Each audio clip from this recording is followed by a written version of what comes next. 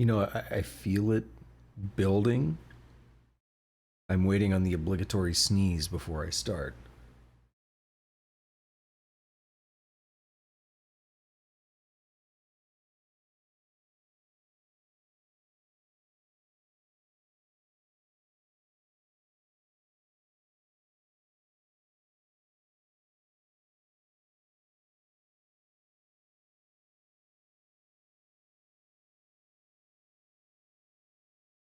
Well, so far no good. So, hello, Shagatanon here. Welcome back to another coding stream here on the 12th of September 2022 local time 1736.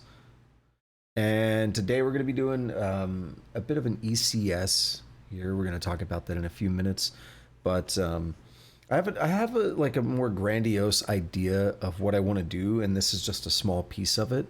So allow me to take a few minutes to kind of explain what I want to do with my coding streams. Like I really have a direction in mind, so I'm really excited about doing this. But this is going to be kind of just one of many learning sessions and intros, so you can learn along with me. But I have a general idea, and I have used ECS before, so there's some knowledge going into this. But I think this will be fun. But yeah, let me go ahead and take a little bit to just explain what I want to do with these coding streams and where I want to take them. So I've mentioned this a little bit. I think in some of the SDL stuff with vectors and just general like drawing and physics and all that, that what I would really like to do is build some kind of a game or whatever. So that takes a lot of time and effort. It's not easy to build like a full game that you can just go release. So there's a problem. There's only so much time in the day. I work as a software engineer. I hate working as a software engineer though. In fact, I like coding. I like working on my own projects and building my own things, but I hate working as a software engineer. So ideally, what I would like to do is start building some of my own stuff and release it somehow. Get a full game and put it on Steam, Kickstarter, whatever, and use this as maybe a path to branch into doing my own thing rather than working for some other company and just kind of hating life, if you will. I mean, that's just a blunt way of putting it, but that's the idea, and that's what I want to do with these streams here. So I am definitely, for the most part, more of a build it yourself kind of person. But you don't always want to do that to the fullest extent. Like libraries exist for a reason, but I think it's important to be able to get a good understanding of how a library works when you're using it. So uh, a session like today is going to be focused on how does an ECS work. Let's build a small ECS, and then later on, if I want to use one in my game, I can do that. I can use, Rust has a lot of good ECS libraries like Legion and Specs, and I don't remember there. I know there's more, and then a lot of the Rust game engines use ECS as well. So the options are there, but I think a lot of times it is good to be able to build something from scratch. When I was studying computer science, they would talk about some data structure like a queue, and this is all right. So implement this now. You understand how it works. You understand what it is. Now implement it yourself. Build one. And that's a good way to like really learn how this stuff works, right? And really have a good foundation that you can build upon. So there's going to be a lot of sessions like today where that's the focus. But the idea is I want to branch from this and branch into other concepts of learning game development topics that maybe I don't have much experience with, getting a better foundation there. And then over time, coming to a real conclusion on whether or not I want to go with something like Bevy, which is a really good engine, a game engine for written in Rust. So maybe I go with something like Bevy, or maybe I just take some different libraries for things like ECS and whatnot, and kind of build my own little engine around that just kind of works for my own purposes. So that's what I'm going to be pushing for. And then ultimately the big goal is to like build my own game and stuff. So like on a larger scale. So, limited time to do that. Like, when I'm also holding down the job, I can't just leave the job. I don't have savings or anything to do that. So I like the idea of using these coding streams as something to help hold me accountable and push me towards those goals. So that's a bit of a high level on kind of what it is that I'm doing here with this and why I'm doing this, and my new motivation on how I want to pursue that long-term goal. So it's been like 5 minutes of me talking, and we haven't even done ECS yet. So let's go ahead and get started on that. Let's talk about that. So first of all, I keep saying ECS, and I've intentionally been avoiding getting into any further info during that little intro there. So what is an ECS? Why are we doing this? What's the purpose? So ECS is a concept that you see in game development. It means Entity Component System. And basically, it divides everything, like in your game world, if you will, into those three classifications. I want to be careful using the word class, but in those three categories. So everything in your game world is really like an entity. But an entity and an ECS is usually pretty simple. I mean, it can be as simple as just an ID, a unique identifier to set it apart from other entities. But then what makes it special are the components that are attached to the entity. So the entity with ID 1 may have some components that are attached to it. And these components describe the data that's associated with the entry. So a component might be that you have a health, this entity has health, or this entity has an inventory, or this entity has physics, or this entity has AI. That's what a component would be. And then the system is essentially something that goes through and acts on components, or it acts on the entities that possess certain components. So if you have a system that runs physics, it will go through and look for every entity that has that physics component and then run the necessary physics calculations like gravity and friction and whatever you have. It'll run all of those calculations. So that's the general idea of what an entity component system is, or an ECS. They are often used, to my understanding, with something called data-oriented design. It kind of goes hand in hand with data-oriented design. And one of the reasons that they are really popular in Rust is because Rust doesn't really let you do the full object-oriented design. I mean, you can very closely approximate it, but it turns out that that's not the best paradigm for Rust when you're writing in Rust. And certain other paradigms, like in this case ECS, work really well with Rust because kind of the language in general is very structured around data and how you operate with that data, like the borrow and ownership system, borrowship. That's what we're going to call it from now on, borrowship. I'm going to patent that. I'm going to trademark that. Yeah, that's a little bit of an overview of what an ECS is. And I'm not going to like pull any punches here. This is, as I described it, a learning session for me. I have used them before. I was building, this was, I don't know, like 4 months ago or something. It wasn't that long ago. I decided that I wanted to try building Conway's Game of Life with an ECS. I'd never actually used an ECS before. And I can't remember, I think I used Legion, but I remember I was mostly between Legion and Specs, which are two ECS crates for Rust. I think I used Legion, but I ended up getting an implementation working, and this could have been my own shortcoming. This could have been a shortcoming of the crate. I'm not sure, but I had a lot of performance issues in filtering the entities. I could have also designed it wrong. Again, this could have been on me.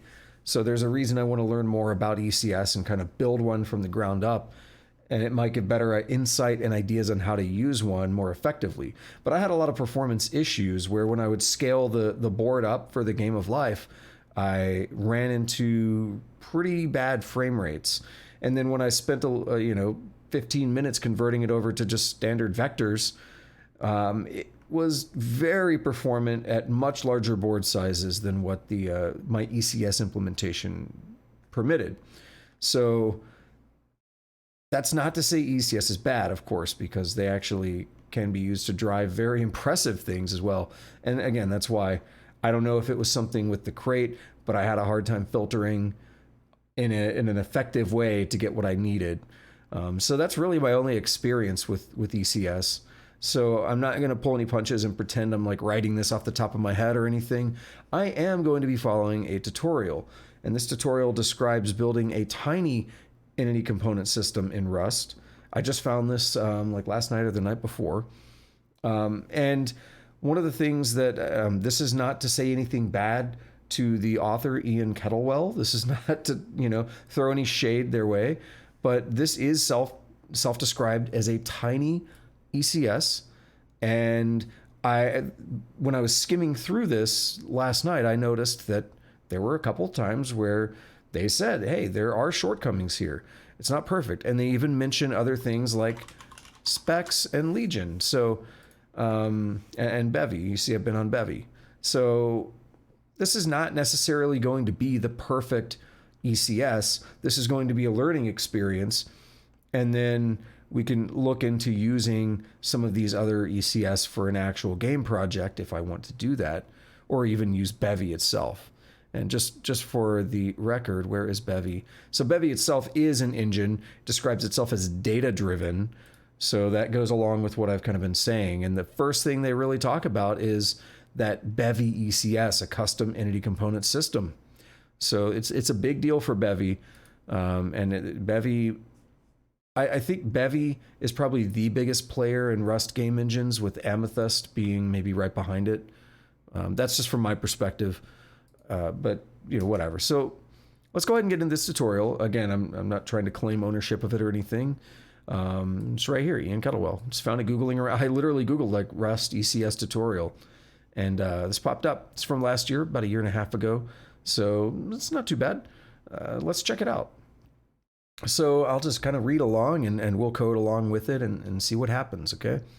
So the entity component system, or ECS pattern, is all the rage in the Rust game development community. In this short tutorial, we're going to build our own. This tutorial assumes a little familiarity with Rust, but you'll be able to follow along even if you're familiar with similar languages. I'll explain concepts and syntax that are unique to Rust. Our ECS will be very small and do very few things, but it will be an ECS. First things first, what is the ECS pattern? ECS is a pattern used to manage composable logic and shared behavior. The ECS pattern is often used in games. There are three main things in the ECS pattern: entities, components, and systems. An entity is a thing that has various components attached to it. Entities might look like this. Entity 0 has health, stamina, and AI state. Entity 1 has health, stamina, and inventory, and Entity 2 has health. So components are just a chunk of data. In Rust, we'll use regular structs as our components. For example, a health component might look like this, and it's just a struct called health with an I32 in it. It just makes it a tuple struct. Systems are logic or behavior that work by iterating over groups of components. Here's pseudocode for a system in Rust. So let entities equal, and then he builds an iterator of all entities with health and name components, and then does a loop over that iterator to get the health and name components out of that iterator. And then if health is less than 0, then they've died. They've perished. Okay. So very straightforward, very simple. I would add that one of the interesting things about it is that idea that you filter out what you want to work on. So the player probably doesn't have an AI component, or maybe they do. Maybe the player has an AI component that comes and goes because maybe the game has a confusion state. And when you're confused, the control of the player character's out of your hands, and some AI routine takes over and makes you attack your party members like in a JRPG or something. So maybe it is possible for the player to have AI, but 99% of the time, the player should not be controlled by AI, so you're able to filter that out and only run AI subroutines on those entities which actually need them. Or, physics. If you have some objects, something in your game that doesn't have physics, it's a static thing in the environment, you don't have to do any processing on that. You can easily filter that out and just move on with your life.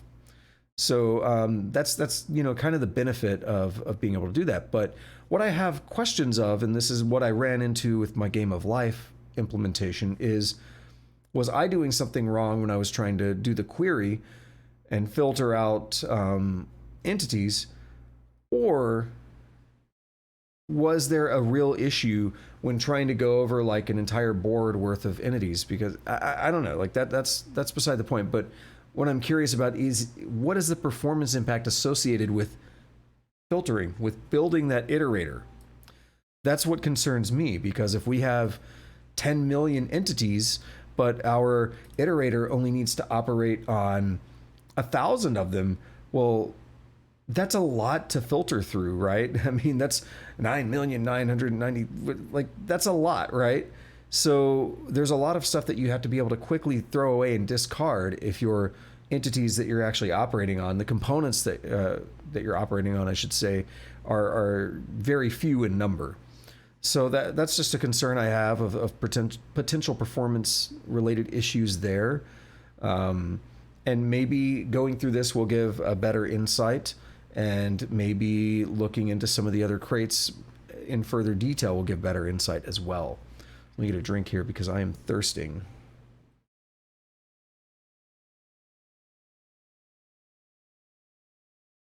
Okay, so let's begin creating the world.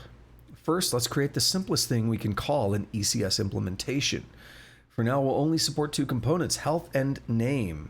So that's pretty simple. We'll give it a struct called health and a struct called name with a static string. So let's go ahead and do that. Unfortunately, flipping back and forth is going to kind of suck, but we'll get used to it. I think it was an I-32. Name was a... needs to be like that, right? Okay, and there we are. Simple enough, right? Now, we'll store all our ECS data in a struct called world. Actually, I'm going to do something here. Give me just a moment.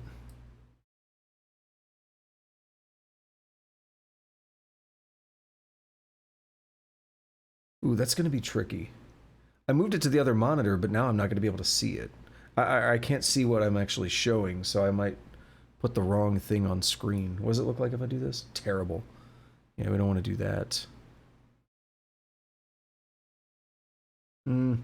I'll have to just get used to flipping back and forth. I want to resist copy pasting too much. Copy pasting doesn't really help you learn, so I want to resist that, but it's going to suck going back and forth basically. So yeah, we'll store all our ECS data in a struct called world. So it has two vectors, a vector of optional health and name. And okay, so let's flip over and go ahead and add those. Struct world, and it is, yep. And then it was health components, back option health, and then name components, right?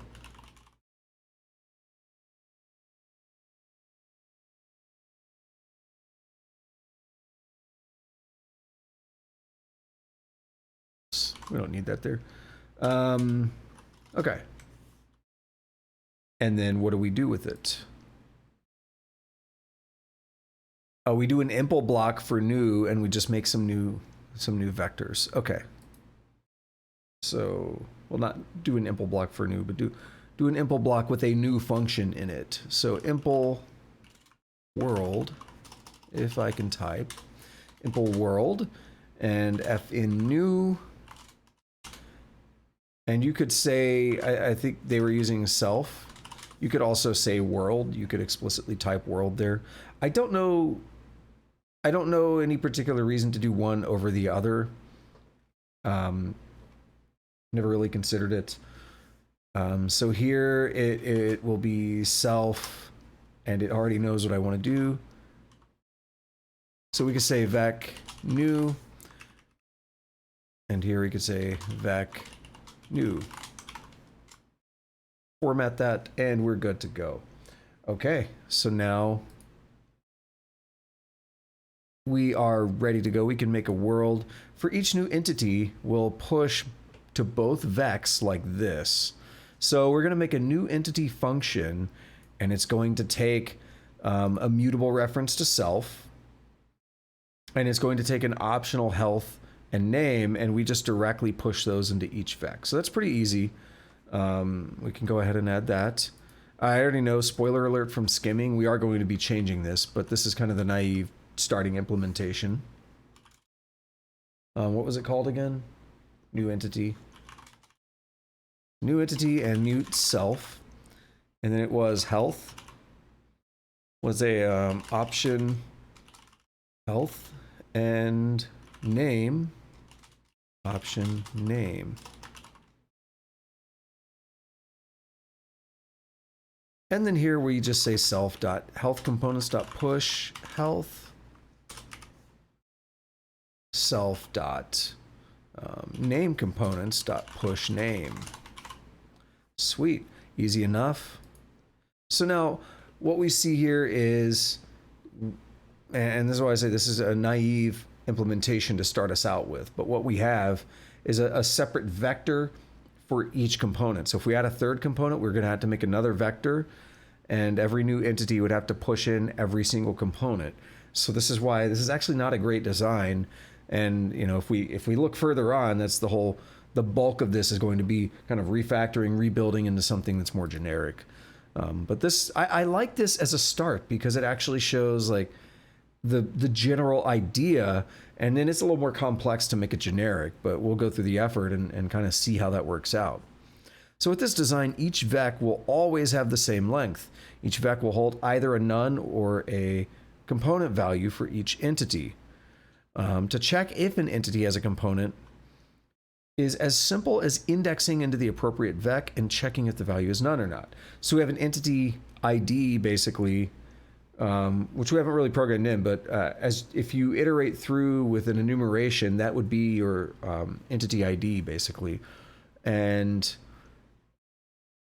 you could index into each vector and get the components for it. That's what they're describing. So, I mean, it's simple. It's honestly very fast to index into the vectors like that. But again, it's just very messy early on to be making separate and maintaining so many vectors separately without any kind of generic way to do it.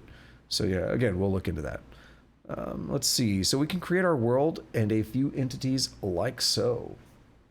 So let mute world, we'll make a new world, okay. A whole new, I can't help it. Alrighty, so code goes here.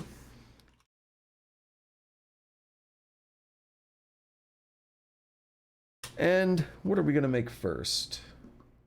So we're going to say world.new entity sum health -10.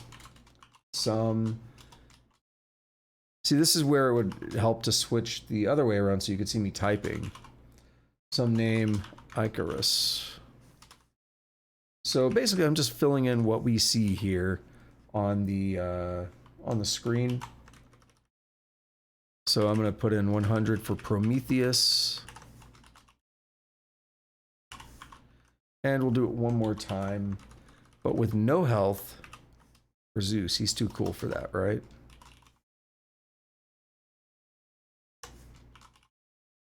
All right, so here we are. Got it in here. I didn't bring the comments right, but basically we see how it is.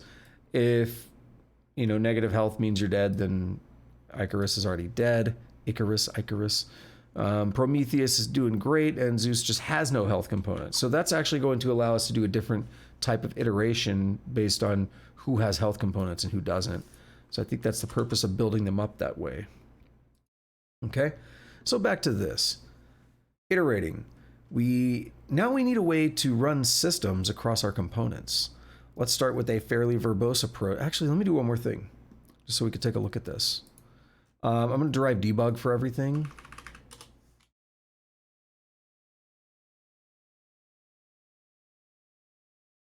And we're just going to print out the world, okay?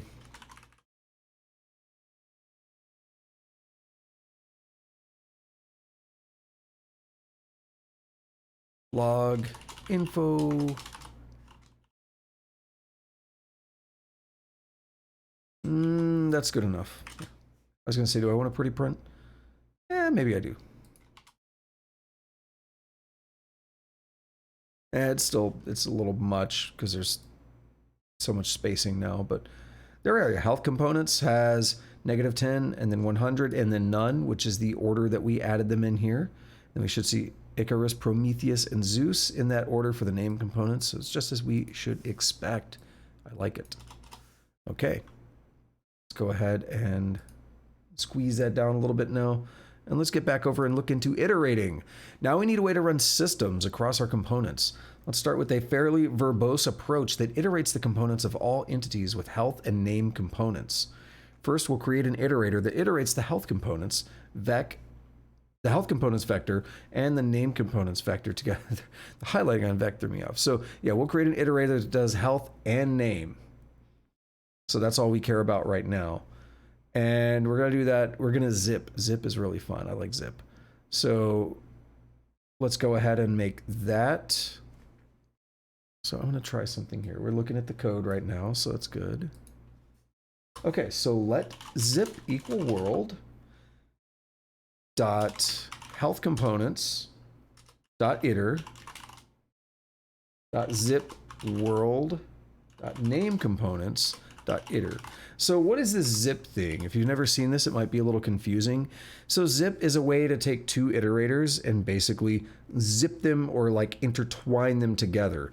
So it does that by pairing them together.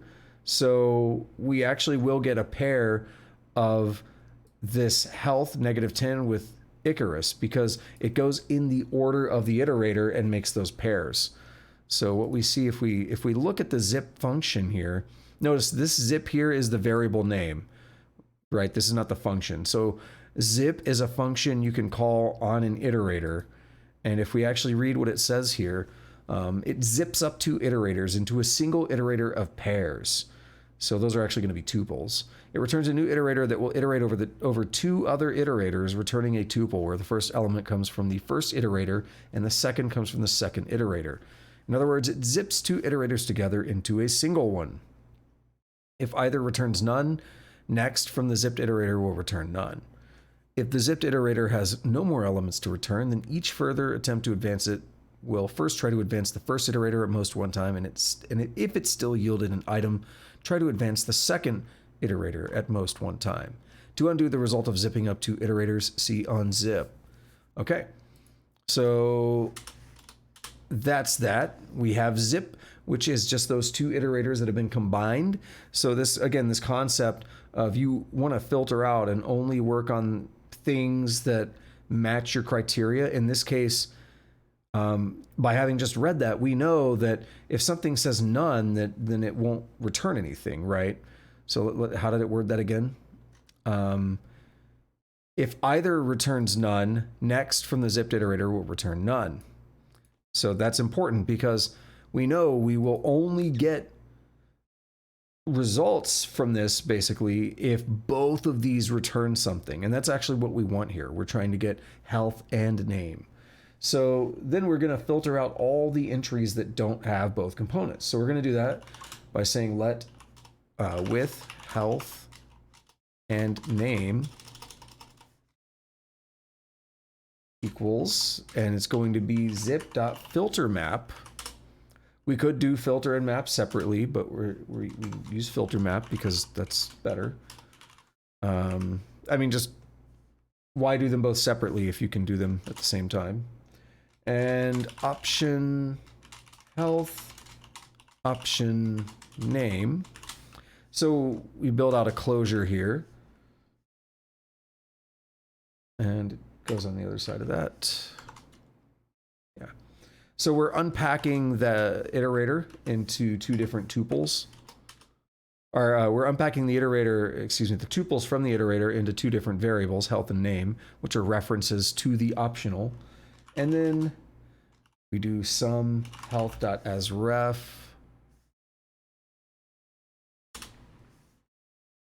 name.asRef. Now this part's a little interesting. So we'll look at filter map. It creates an iterator that both filters and maps. The returned iterator yields only the values for which the supplied closure returns some value. Filter map can be used to make chains of filter and map more concise. The example below shows how a filter map can be shortened into a single call to filter map. So we want it to return some. That's what matters the most. So if we return none, then it'll basically skip that one. That one's being filtered out if it returns none. Well, the trick here, and we're actually going to read this in a moment on the tutorial page, but the trick here is the question mark operator. So the question mark operator, in the case of an option that is a none variant, will actually bubble up a none and basically pop us out of this filter map and just say, okay, no, we got none, we're good, right? So it's basically a shortcut way to just say, hey, we're done here, right? So instead of saying if health dot is none or name dot is none, right? And then say else, do that, right? Else build up the sum variant. Like we don't need to do all that. The question mark is actually going to build that in for us. It's pretty nice. It's pretty kind of it. So let's go ahead and click back over to the browser here and take a look at it. So we just built that out. We build out the zip of the two iterators, and then we build out filter map out. Again, I actually think that's a fairly nice and elegant way to do it. I like that. So a few things are going on here that deserve explanation. Filter map creates an iterator that skips any values that return none. Otherwise, it will return the contents of the sum. And then so in that case, we build out a sum variant with both of the things we need, the health and the name. As ref remaps the option health, the reference to an optional health value to be an option of a reference to a health value, right? So we're flipping where the ampersand is at as well. So that's important. And then the question mark at the end says return none if this value is none. Otherwise, return the inner value. But again, that should bubble up to the closure itself and just say, hey, for this iteration of the zip, it's none. Just keep going, right? One of them didn't have a component. That's all that's really saying. It's a nice shortcut. I like that. So the end result is an iterator that iterates only the components of entities that have both components and then returns references to those components. Let's use it. So what are we going to build here? We're going to just loop over that iterator. Okay, so I'm going to click back over. I'm going to write this code up real quick and just kind of follow along as I do it. So we're going to just do a loop here. And this is, if you're not aware, this is how you unpack tuples. So we saw an example of it in the closure right here. If you have a tuple, you can do this syntax here to actually unpack it into two different variables. So that's what we're doing here. We're unpacking them with health and name in, or for health name in with health and name. So it's a simple for loop. If health.0 is less than 0, then print line, we're not going to do print line, we're going to do log info. I'm trying to get used to using log rather than print line because I just think it's nicer. I think it's more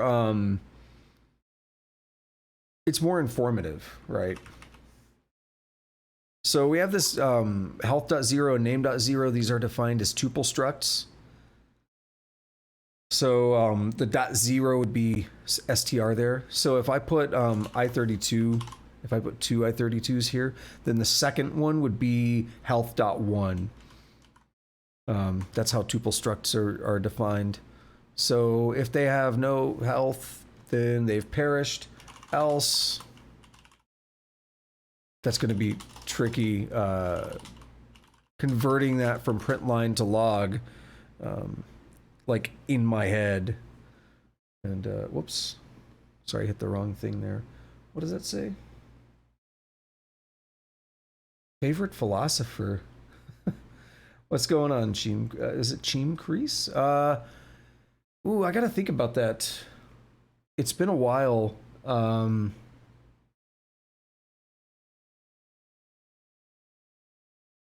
Let me think on that for a minute. What's going on with you, though? So let me double check something. Okay, we're good. So in this case, we're gonna say...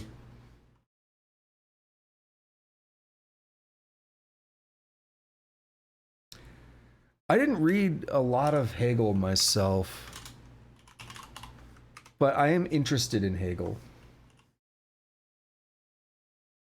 I liked... This almost sounds stereotypical or something, but I did like Nietzsche a lot. I found him fascinating. I liked Kierkegaard a lot when I read him. I thought he was fascinating. Okay, so we have our log statements in for people living and being dead and all that. And there we are. I still have the hello and goodbye world that I put in for fun. We'll get rid of those. So yeah, we have what we expect. Icarus, who initialized with -10 health, he's dead. And Prometheus is alive. He is still healthy. Zeus did not have a health component, so he is dead. Or not dead. He is not displaying anything. Excuse me. Oh well, we're good. We're good, right? So, as expected, if we go back here now and take a look at it,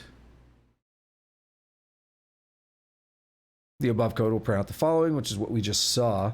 And then note that Zeus's components were skipped over entirely because he doesn't have a health component. He's too good for that, right?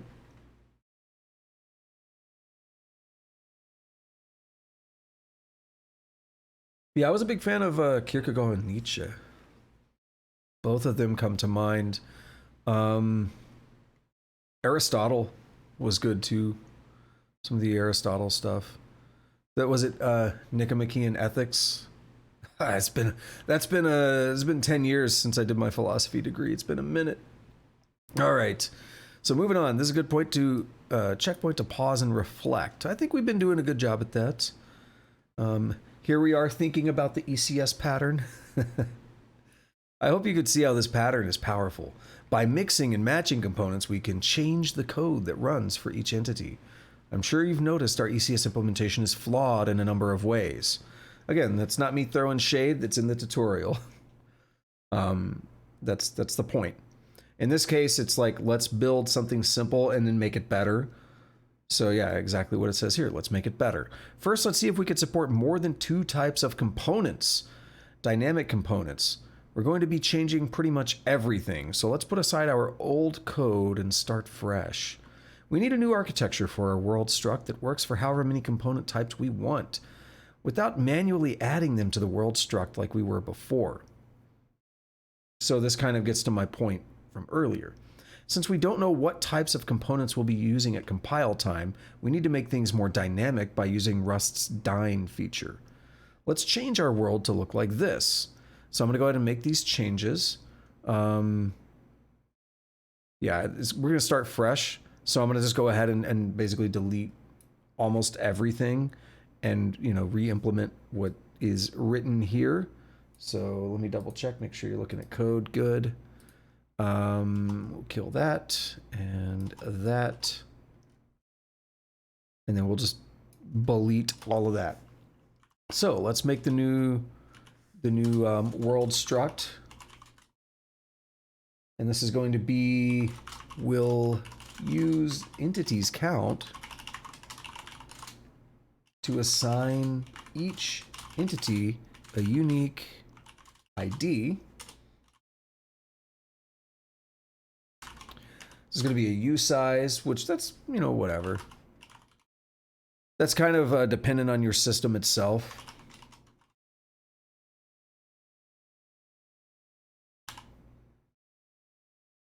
So what do we have here? We have the entities count, which is U size, pointer size on an unsigned integer type. That probably makes sense. We don't need negative entities. It doesn't really make sense to have an entity with a negative ID. So component vex, it's going to be a vector of a box of a Dyn component vex. There's a lot going on here, and some of this is stuff that I'm not 100% versed in. I have used Dyn before, but only a little bit, so this is going to be a little bit of reinforcement learning for me here, which is always exciting. So we'll talk a little bit about that, but basically Dyn, my understanding for the keyword, it basically means dynamic, but it says that it's for traits, right? So we're seeing a little bit of it here on the screen. I think you're saying anything that implements this trait can be stored in this vector, but then we don't know what size those are going to be. So in order to take care of that, we box them all up, which is a special, it's like a smart pointer, I think. Yeah, a pointer type for heap allocation. So we'll get into that. I know it's going to be explained in here because I skimmed over it. So it'll explain it better than I will right now. So let's go ahead and get this impl block in for the new function and break some of this down. And it's mad because we haven't defined component vec yet as well. So we're going to have to take care of that. So self entities count is 0 because we haven't done anything yet. Component vex is just a vec. New. Boom. Okay, let's click back over and read on. Instead of using a bunch of vec option component types like we did before, we'll store multiple vec option component types all within the component vex field. However, since we don't know the exact types of each vec anymore, we need to use a trait to define the shared functions each component vec will have. Rust's traits are the way to declare behavior that different types have in common. In our case, we'll declare a trait called component vec. So that's what we're going to do here. This is really... Oh God, why did the scaling break? Oh, it's because I was dragging it. Yeah. When I drag it between windows, it does that. It should be better now. Yeah, so let's go ahead and do that real quick. So this is maybe the first time I'm actually making a trait on stream because I don't necessarily find the need to do it a lot of the time. But it is something very powerful in Rust's Rust type system, and there's a lot of cases where you're going to want to do this. So we'll add more here in a moment, so I'm not going to put that comment. It's unnecessary. So right now, what we're doing is, I think, yeah, I'll explain this a little bit. Oops. Component vec. Oh, that's what I did. Slight typo. There we are. So what we've done here is we've actually defined a new trait, and that allows us to implement that trait for other things. So by making this push none here, we're basically creating a signature of what a push none function looks like. So we don't know like what self is going to be, but whatever implements component vec has to implement a function called push none, and it has to take in a mutable reference to itself. We're basically building out like a contract with the trait and saying anything that implements this has to do push none. And any other functions that we put in here, they have to do that. Otherwise, it's going to be mad. So if I do impl add for world, it says not all trait items implemented, missing output, add. So we got all this stuff. So if we implement missing members, suddenly we have add and we have this output type, because both of those things, the red text is still here. It says missing output and it's missing the add function. So that's basically it complaining that we haven't fulfilled the contract that trait add is defining. So we're simply building our own trait now. And if I mouse over trait, we'll read a little bit more about it. Trait is a common interface. That's the word I was trying to think of. Because it is similar to like interfaces and stuff in Java a little bit. But I don't know Java that well, even though I used to write it professionally. A trait is like an interface that data types can implement. When a type implements a trait, it can be treated abstractly as that trait using generics or trait objects. So yeah, you can do a lot of interesting stuff with it. Traits can be made up of 3 varieties of associated items: functions and methods, types, and constants. Traits may also contain additional type parameters. Those type parameters or the trait itself can be constrained by other traits. Traits can serve as markers or carry other logical semantics that aren't expressed through their items. When a type implements that trait, it is promising to uphold its contract. I'm so glad they use the word contract. Send and sync are 2 such marker traits present in the standard library. And we have examples. This is where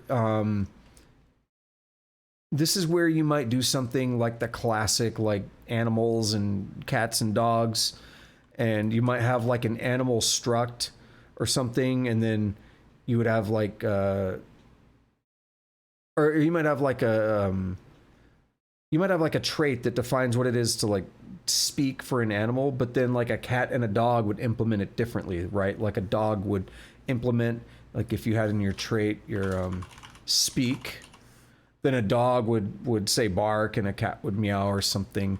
So they would make their own different implementations of that speak function in like the whatever the trait is. Like that, if you go to your classic object-oriented examples of like the animals and stuff, that's kind of where you would see some of this happening. So anyway,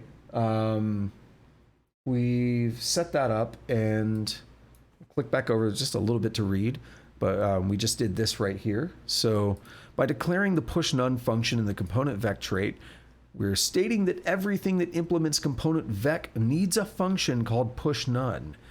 Let's define that for a vec option t. So we're going to do it generically, and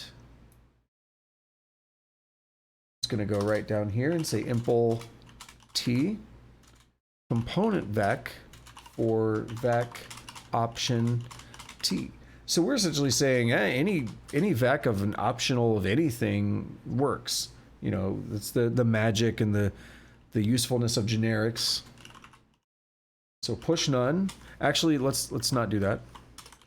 So not all trait items implemented, missing push none.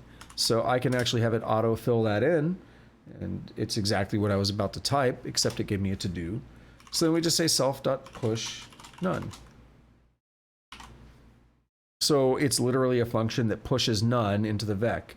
So in cases where you don't have a component, you just call that push none, and it just does it for you. Very simple, very straightforward, but it's going to be useful. So now we can add new vecs to the world with the following code: component vecs.push, and it's like, whoa, this looks kind of crazy, but let's read it because it says we're not going to do it yet. So I'm going to hold off. So component vecs.push, and it's going to do a new box, and inside of that, it's going to be a vector of optional component types.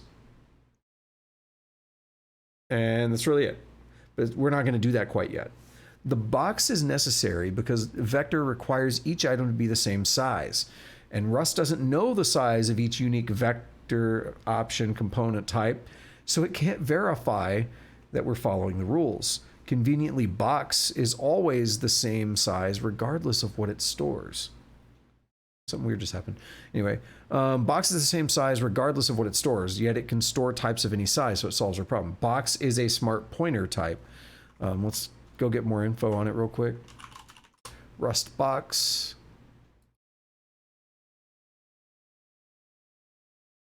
Module level documentation. A pointer type for heap allocation. It's casually referred to as box. Provides the simplest form of heap allocation in Rust. Boxes provide ownership for this allocation and drop their contents when they go out of scope. They also ensure that they never allocate more than isize max bytes. Straightforward. So yeah, that solves our problem. Cool. With our new trait component vec setup, let's add a function to the world to create a new entity. Click back over and we'll go ahead and do that. So we're going to go to the impl block here for world, and we're going to say fn new entity.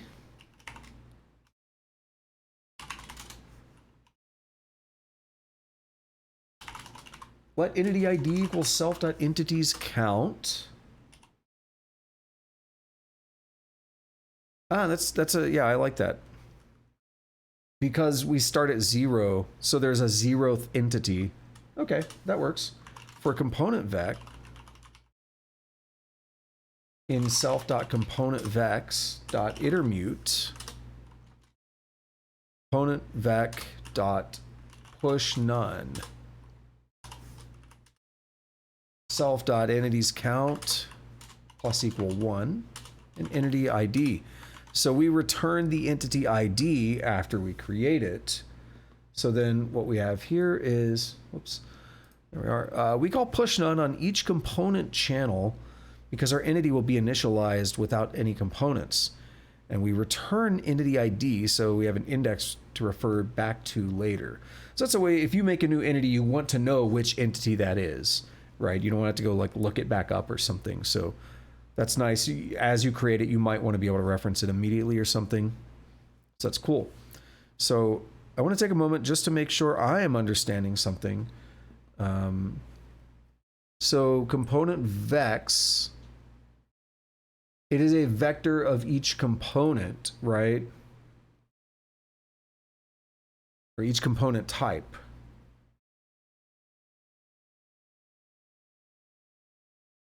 So yeah, here it is, my bad. So it's a vector of component vec. Yeah, so it's a vector of vectors. That's the trick here. This trait component vec is almost a little misleading. So I had to re-reference this and make sure I'm understanding it. And so I'll kind of go through this just for my own sake and for potentially your sake as a viewer. So component vec is not actually like a normal data type that we created. It's not a struct. It is a trait. So anything that implements component vec can actually be in this component vex vector. In this case, the only thing that implements it is another vector. So basically we know that this component vex here is a vector of vectors, right? Because we implemented the component vec trait for a vector of options. So that's there's almost like a layer of misdirection there, and that may be a little confusing, but I think I've got my head wrapped around it, so I'm in a happy place with it. So let's go back over here. We call push none on each. Yeah, we return. Okay, cool. So adding components to entities. Now let's add components to our entities. Let's add a function to the world. Okay, that's easy enough. So let's go back to here and do add component to entity. And it's generic, so it's going to be component type.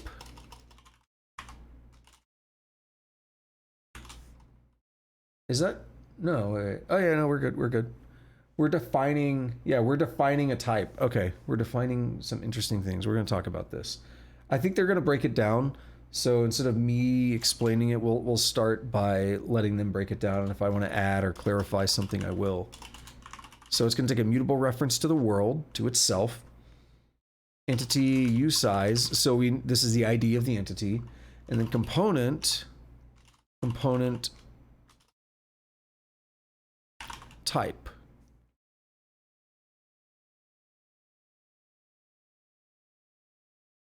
Yeah, we just defined component type right there. Component type, okay. And then do stuff. Let's format that. Hey, it formatted it basically to what theirs is. Now it is theirs. Cool. Okay, let's click back over, take a look at this, break it down. This function accepts a component of any type and pushes it to appropriate component vec in the world. Let's begin by looping through each component vec and checking if it's the correct type. So I feel like I need to clarify one thing.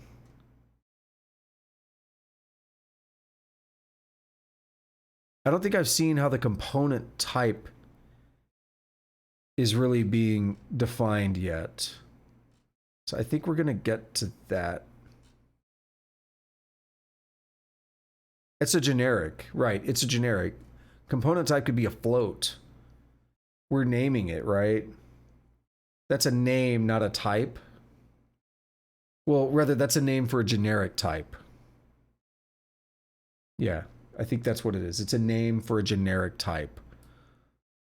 And right here, we're actually defining a lifetime, which is not something I have to do very often, but it's a static lifetime, which we saw before with the string as well. Get a drink here.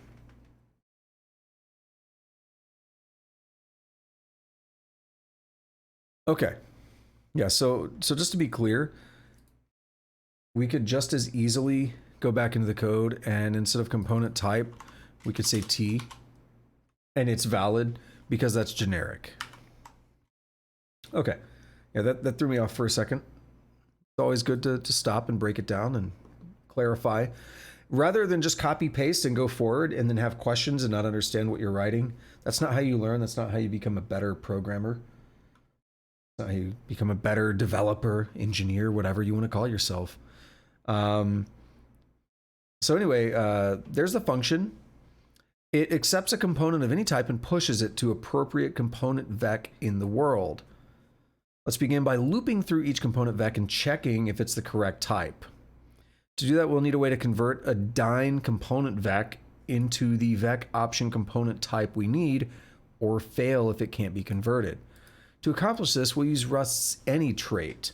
References like and t or and mute t can be converted to and any or and mute any respectively. Any provides functions that attempt to convert the any into another type. Okay, so you can take generics. When it says references like nt or mut, what they really mean is generics. You could convert a generic to any, and then you could take any and try to coerce that into another type. So it provides functions that attempt to convert it into another type. And any is like, it's a trait. So we're still doing trait-driven stuff here. So we'll add a function to the component vec trait that specifies a reference to a type implementing component vec. We'll add a function to the component vec trait that specifies that a reference to a type implementing component vec must be able to convert to any. Then we'll use that any to attempt to convert it into the vec option component type we actually need. Let's amend our component vec declaration and our component vec for vec option t impl to look like this. I'm going to go ahead and work on that. So we'll click back over. So the only problem I have right now, I need to set up a hotkey or something. I know there's some Windows shortcuts to move things between monitors, but they're a little awkward. I need a quick way to flip which screen my browser's on. I could put it right next to the button that activates and deactivates the browser, like this one. Put it right next to it or something. That would be awesome. And that would be perfect because I keep dragging the browser back and forth because this is where I like to look. But then when I'm referencing the code as I'm writing it, it's over here, covering up OBS too, so I can't see OBS. So anyway, let's get to it. Let's start working on that. So the first thing, it's in component vec. We have push none. Still there. Nothing's changed. But we also have as any. So it takes wait. Oh, oops. I was like, that's not right. Syntax looks wrong. It returns a reference to a Dyn std any. And I know we just got an explanation of what any is, but I want to look at it here. A trait to emulate dynamic typing. Most types implement any. However, any type which contains a non-static reference does not. Okay. Error, not all trait items implemented, missing as any. Yep, we got that. Okay. And Dyn, we kind of looked at that, right? Actually, I'm not sure if I did. I don't remember reading it, so let's do it.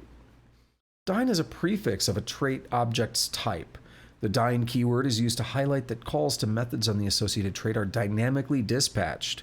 To use the trait this way, it must be object safe. Unlike generic parameters or impl trait, the compiler does not know the concrete type that is being passed. That is, the type has been erased. As such, a dyn trait reference contains 2 pointers. One pointer goes to the data, an instance of a struct. Another pointer goes to a map of method call names to function pointers known as a virtual method table or vtable. At runtime, when a method needs to be called on the dyn trait, the variable is consulted to get the function pointer, and then that function pointer is called. So there's a lot of weird stuff going on under the hood. Dynamic dispatch is like a whole thing that I don't even know enough to pretend to talk about right now. There's a reason there was a link to it in that. So the other thing we need is as any mute. Because why not? I mean, if you probably want to be able to do both, right? So it's going to be exactly the same, except it's a mutable reference to dyn, std, any. And now this thing is mad because not all trait items are implemented. So, oops, we'll go down here and go bop. Except I want to just scoot those to the front. I like to keep them in the same order, and they're also in this order on the thing I'm referencing too. So for as any, it is self as dyn, std, any. My chat keeps resetting. So we literally just have to return that. You have to put a constraint. I do. Yeah, it may not live long enough. So we have to actually give it a static lifetime on T there. So that's a little trick there. And we just read about that on any. Any type which contains a non-static reference does not. So by enforcing that T is static, we are upholding that part of the contract for any. That's interesting. I like it.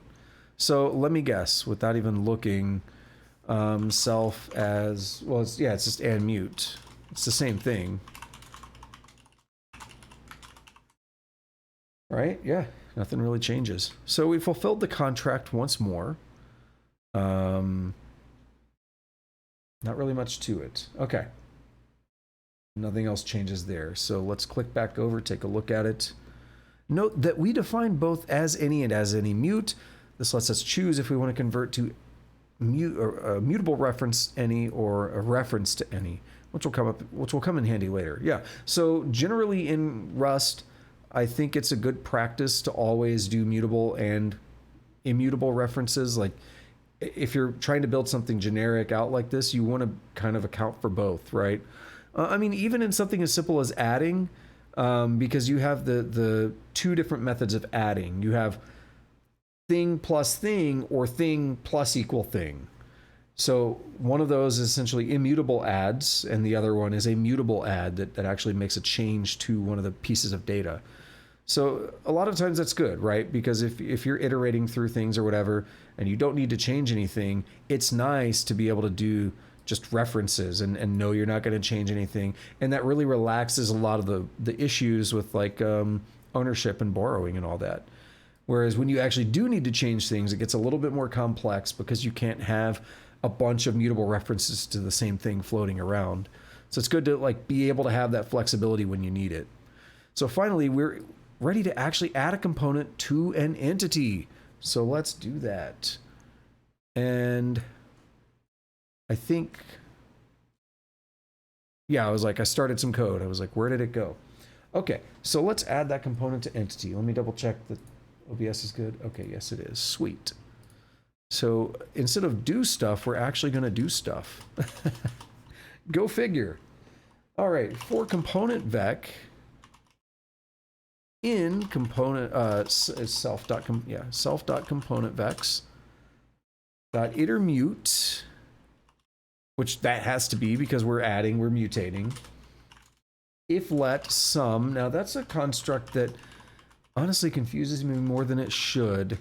If let is a weird syntax, but it's really cool. I used it a while back on something. It's essentially a shortcut. So component vec.asAnyMute.downcast. Now this is something that I basically have no experience with. but we're gonna go through it and break it down, I'm sure. Component type, and we just put a couple of little arrow boys there, and boom. No, that's actually our if. So then we do that, and we got a lot going on there. Okay, that's cleaner now. It's a lot cleaner. So in here, component vac entity equals some component.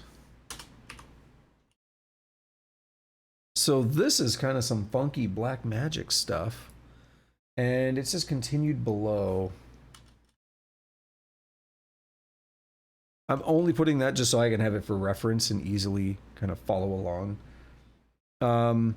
I'm going to be reading this in a moment, but I want to attempt to kind of break this down and understand everything on my own a little bit. So bear with me as I do this. And then we're going to read their description because I think it will be helpful to test my own knowledge on some of this, and we can read the descriptions of downcast mute. So I think I understand what downcast is. You run across this in like C++ or something where you have some kind of generic and you're trying to downcast it into a specific type.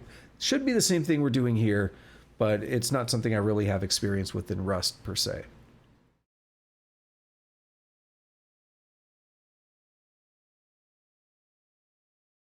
Okay, so this is self-explanatory here for we're doing an iter mute over component vecs. So all the vectors that we have, all the vectors of components that we have, for each one of those component vecs, we do this if let here.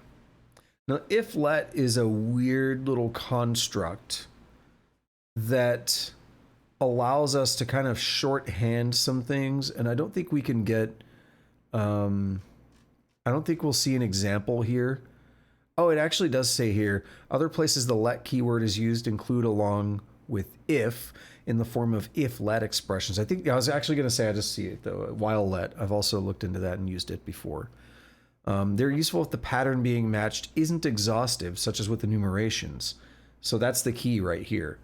So basically what we do is we say component vec dot as any mute, which literally just does this mute dyn any here. And then it does a downcast mute to whatever the generic type is. So that's going to be, you know, some component like a health, right? So it attempts to do that downcast mute to a vector of optional health or a vector of optional AI components or whatever it is.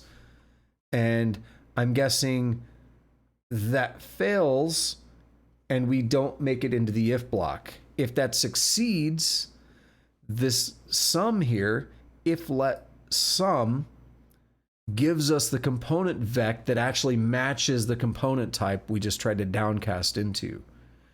So this component vec here is basically the one that we're operating on.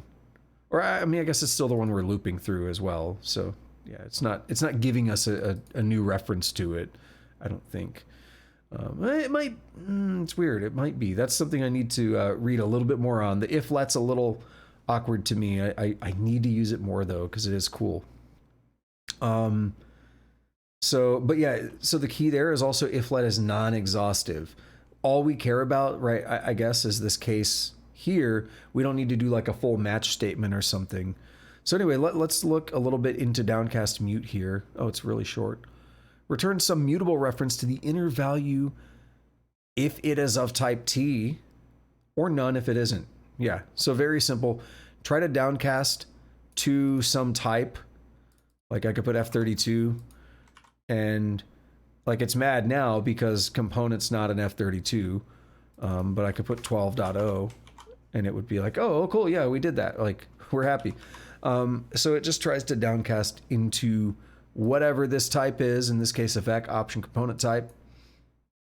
And then it'll say none or some. That's all there is to it, right? Yeah. It's an option, so none or some. Okay, cool.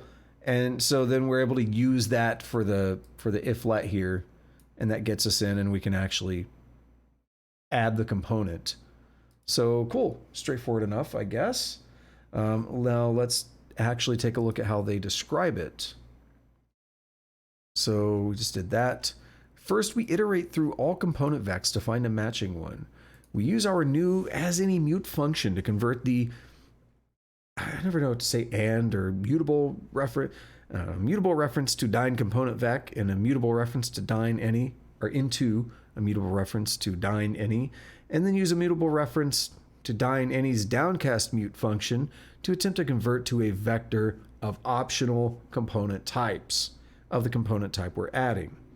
If the conversion fails, we keep searching for a matching component vec. If it succeeds, we insert the component with the component vec entity equals some component and return. Oh, did I do the return? Yeah, I did. Okay, good. What if a component vec doesn't exist in the world yet? Let's handle that case by creating a new component vec if there isn't a matching one. Now that's interesting because you have to fill that component vec out to match every entity. And I already see, we have with capacity.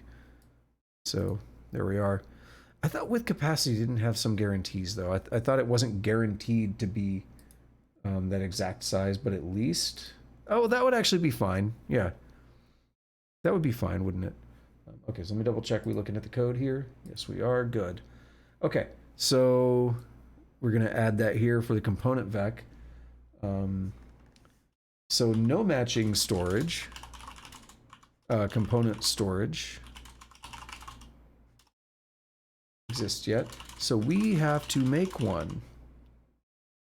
So we're gonna say let mute new component vec option component type equal vec with capacity. So yes, it will be able to hold at least capacity elements, whatever that is, without reallocating. This method is allowed to allocate for more elements than capacity. If capacity is 0, the vector will not allocate. So that's all it is. Straightforward enough.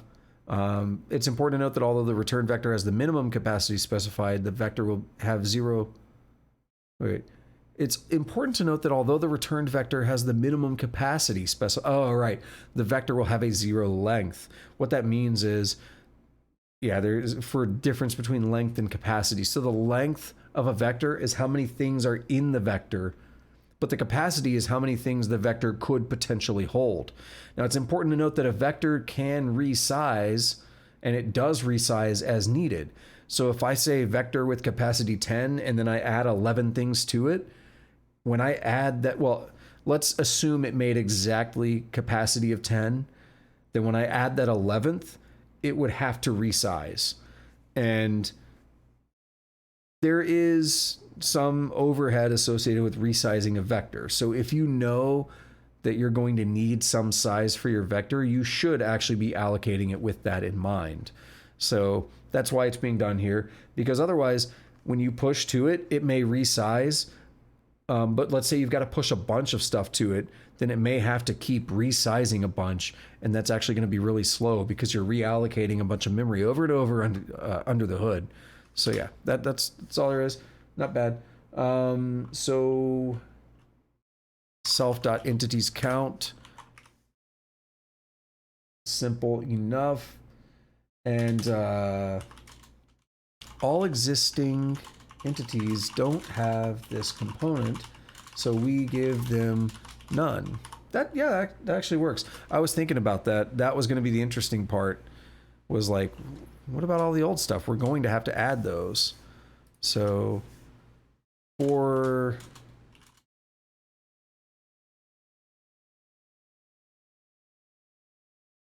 we're just going to loop through entities count.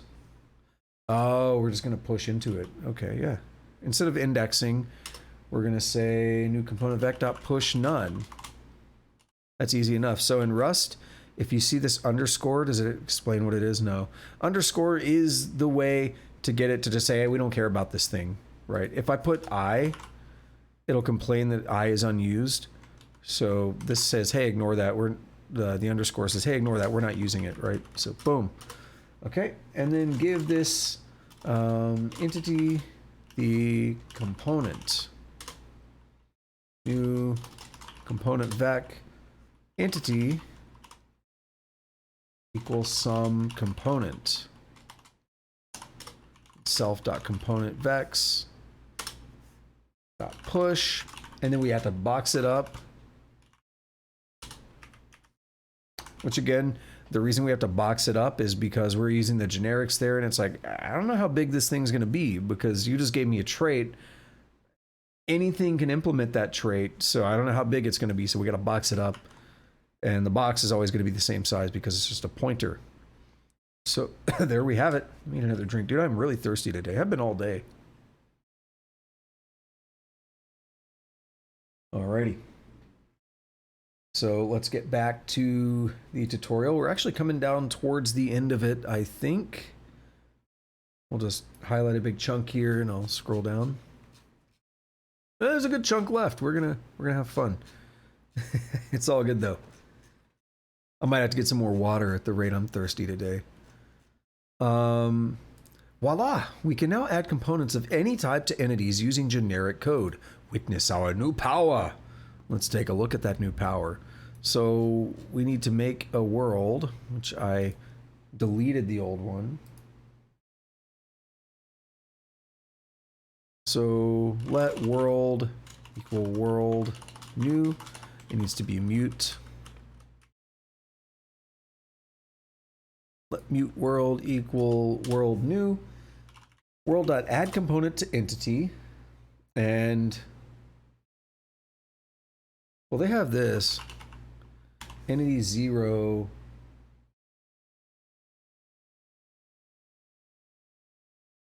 health 100.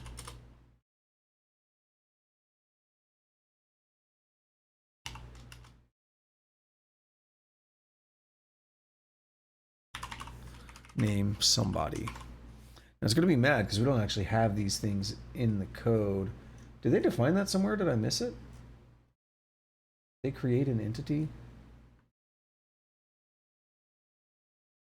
Oh, I think I know what's happening.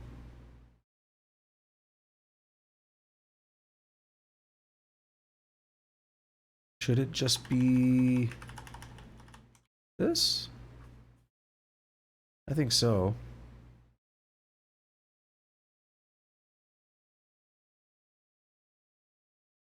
Just want to check one thing because I think I skipped a line earlier. No, I think we'll try this. I got to recreate the two components earlier. So what do we have? Health. Not IEU. Struct name.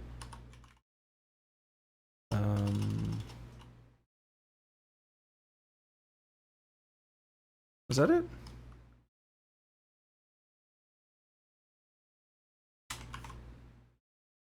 What is the syntax for that? Give me a second. Yeah, I don't do that one too often. Ampersand first. There we are. Okay. And then we define entity 0 somewhere.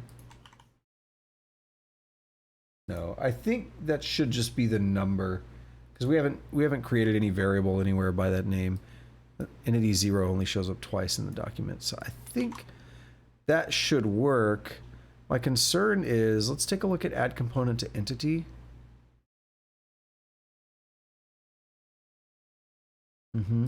Entity usize. Well, what if there is no entity added yet? We're going to attempt to index into a vector that doesn't. That's what we haven't done. We haven't created the entity. New entity. There we are. No?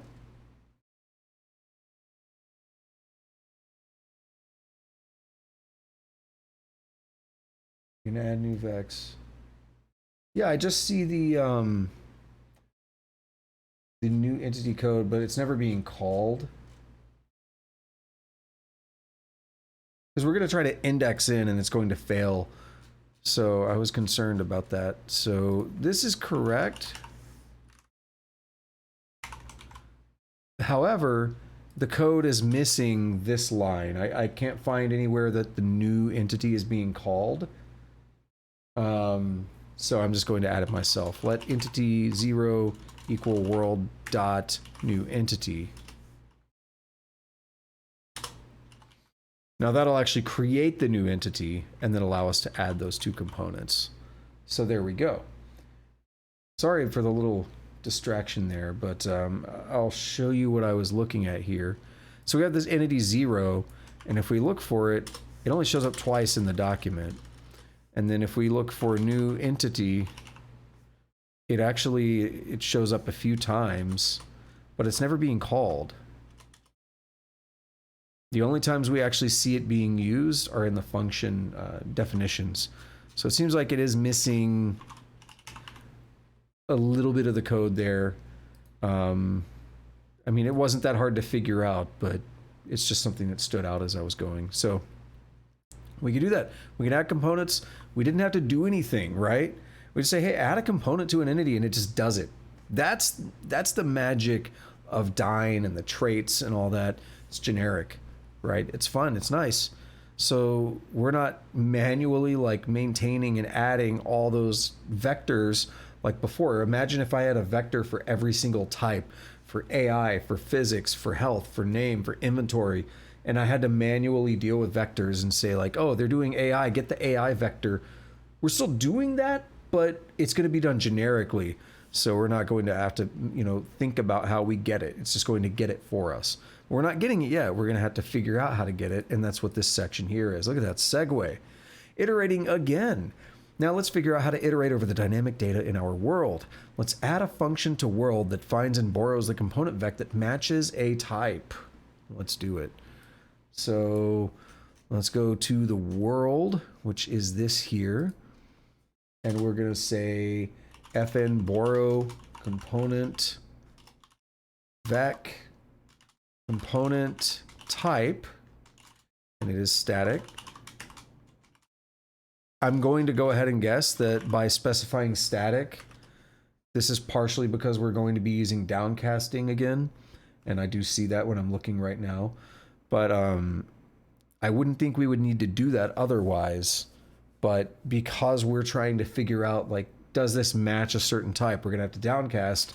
And in order to do that, specifying static is going to satisfy the any trait.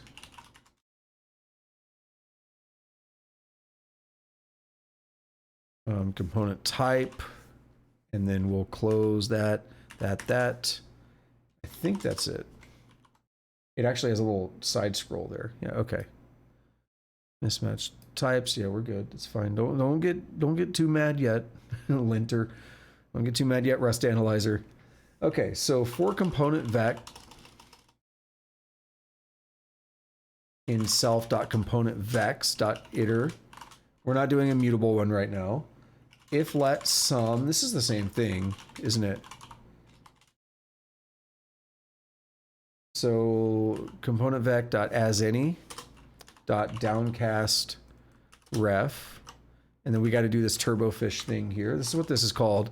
When you see this is called a turbofish, the colon, and then the little bracket dudes.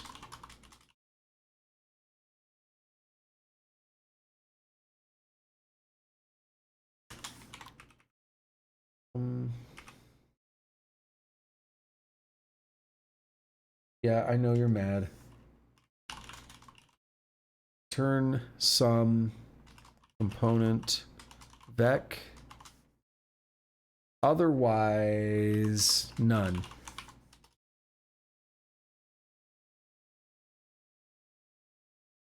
I cannot type component for some reason when I'm talking. It's bad. I'm trying to get used to typing and talking at the same time. It's more difficult than you probably realize how difficult it is, actually. Try to type code as you're talking. Sometimes I get into a flow and you'll see me like just type out a line as I'm talking. Other times it's like, I don't know. Hopefully I'll get better at it over time, right? So this is basically the same as the code up here, actually. So for component vec, We get an iterator. It's just one's mutable, one's not. If let sum as any mute versus as any, and then we downcast ref versus downcast mute. It's the same thing. And then we, however, instead of modifying component vec and then returning nothing, we actually return a reference to that component vec. Now it is a reference because we can see when we mouse over here, it's and vec option component type. The iterator gives you references. You got to always remember that. An iterator gives you references to things. So that's cool. It's just borrowing and stuff. We're not like stealing the data. So yeah, if we fail to find a matching component vec, we just return none. That's the other difference. You know, we return none. So then it has an example here where it says we can iterate over our borrowed data like so. And so I'm going to go ahead and add this little bit of code here and we'll check it out. So let data equal world.borrow component vec. And then we do the turbofish here to say health.unwrap. So unwrap because it returns an option, a sum or a none. So unwrap just says, hey, get us whatever's in there, or crash. Whatever one you feel like doing. You know what I could do instead of unwrap? I could. Oh, I can't do it on I can't do it on an option. My bad. I thought it can only be used. Hang on. You can do it on options in some cases. Oh, okay. Yeah, I can't do it in this case. It's fine. Okay. So anyway, for health component in data.iter.filter map. So we're going to do this f as ref, do something here.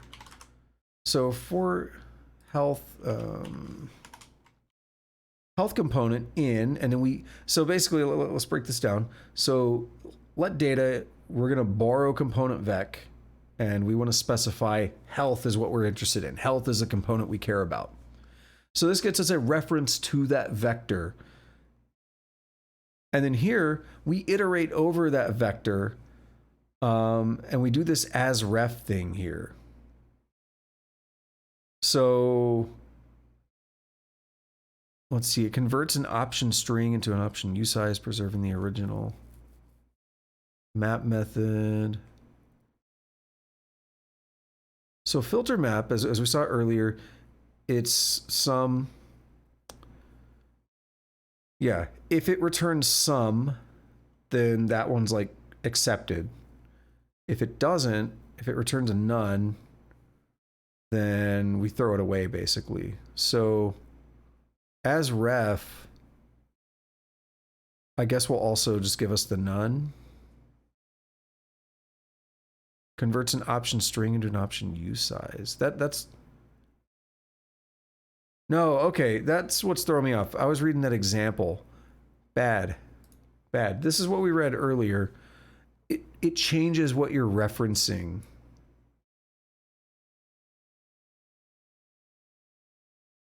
Yeah, it changes how you're referencing it. Okay. I see. And that's why here we have the reference to the health. It's not a reference to the option anymore. Okay. But then what that also does is that, yeah, okay, that makes sense. Because then if the option is a none, we just automatically throw it away, of course. Sorry, I got like sidetracked on that. Normally when something says as ref, I thought you could do this. But no, it doesn't work. Because that's actually, yeah, that actually does that conversion to the that's specific for option. I thought other times, like if I do world.add, oh no, is it just ref? Yeah, this is not like a Rust thing. What this is what do they call it? Is code completion or? Oh, no, there's a word for it. Oh, what is it? It's bothering me. If you look around at extensions on VS Code, you can find them for any language. and it's basically like common things that you do in a language, like certain constructs, like a loop or whatever. It's shortcuts to do it. So if I type .ref and then hit enter, it actually does do the ampersand. That's what I was thinking of with asref. That's not a language thing. That's actually an IDE thing. Because oftentimes you'll be typing world and it's like, oh man, I need a reference. Boom. That's all I had to do. I could probably even autocomplete it quicker. Yeah. Didn't even have to type the whole thing. So that's the idea. If you you forgot to make the ref, and then you could just quickly do that. I forget what they're called. It's going to bother me. Snippets. There we are. C++ snippets. Code snippets. And then, yeah, like you just type a part of the keyword and then press enter, and it'll actually like make a for loop snippet. That's C++, but same idea. So cool stuff. That's what I was mixing it up with. Okay, got it. So that changes how we're referencing it. That also kind of just passes us through the filter map for free. So that's nice and easy. But we already, yeah, we're good. Okay, yeah. So we're good. So now we have an iterator over all the health components. We throw everything that's not a health component. So let's click back over here, and there's the code that I just put in. And we can use the same filter map techniques from the earlier part of the tutorial to create an iterator over only the components of entities that have all the components we're looking for. So we're going to do another zip thing here. The first time I saw zip was in Python, actually, and I thought it was such a weird thing, but I love it. I've used it a lot since then. I've used it in Rust. It's actually really cool once you know about it. So let zip equal world dot borrow component vec health dot unwrap, okay, dot iter. So that's a vector that we're just unwrapped. So we'll get the iterator, and then we can call zip on the iterator. It already knew that I wanted to do zip. What's up with you, man? And then we need another iterator to pass in here. So we will do world.borrow component vec. And we're going to say name, right? Dot unwrap dot iter. Oh, yeah, that looks right. So there's our zip. And then in here, we'll say for health name in zip.filter map. And this is where the funky thing happened, yeah. So it was health name. And this time they're not specifying the types. Last time they did. You don't have to. So that's still the filter map. And then in here it was, let me think, without looking at it, it was sum, and it was health. Oh my God, if I could type. Health as ref question. I need an extra parenthesis though. Name.as ref question. It's a tuple here, so I need an extra set of parentheses. Yeah, that's it, right? Some, yep, double parenthesis, health as ref question, name as ref question. Beautiful.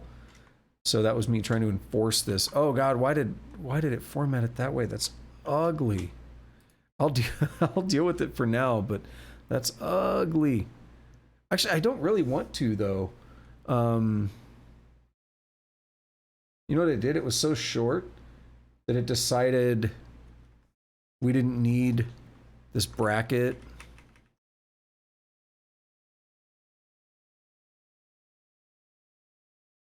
And then it just got rid of the bracket and just crammed it all into one line. Usually the autocomplete's better than that.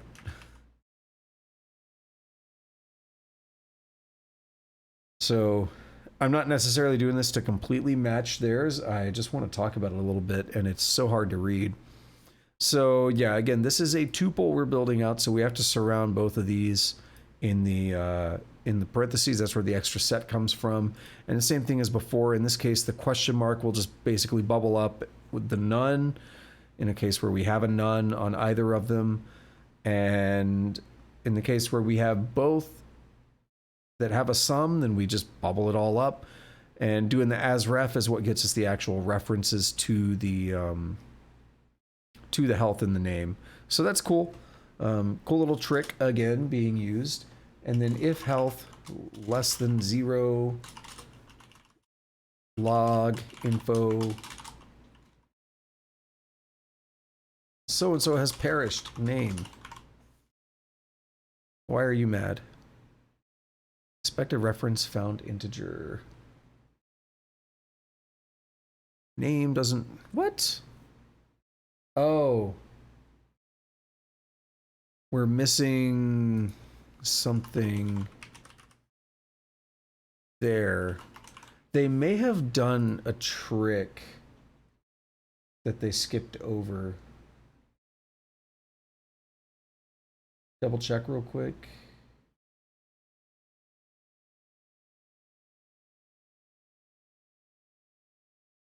Yeah, we need the .0, but they don't have it on their code, but I think I can explain why. They do a deref, an auto deref. I'm sure you're thinking these weird iterator trick. Okay, yeah, we'll run it real quick actually, and then I'll read that.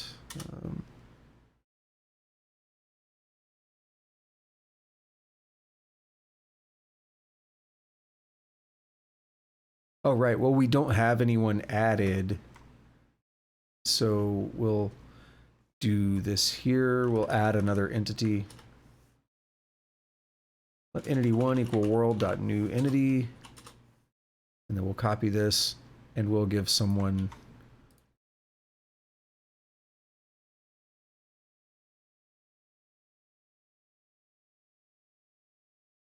do that right there.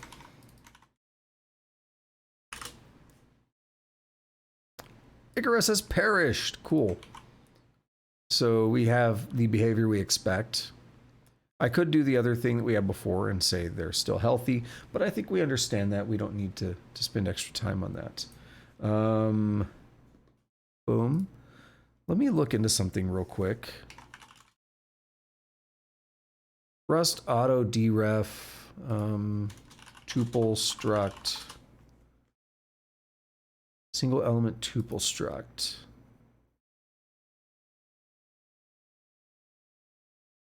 This is like a question.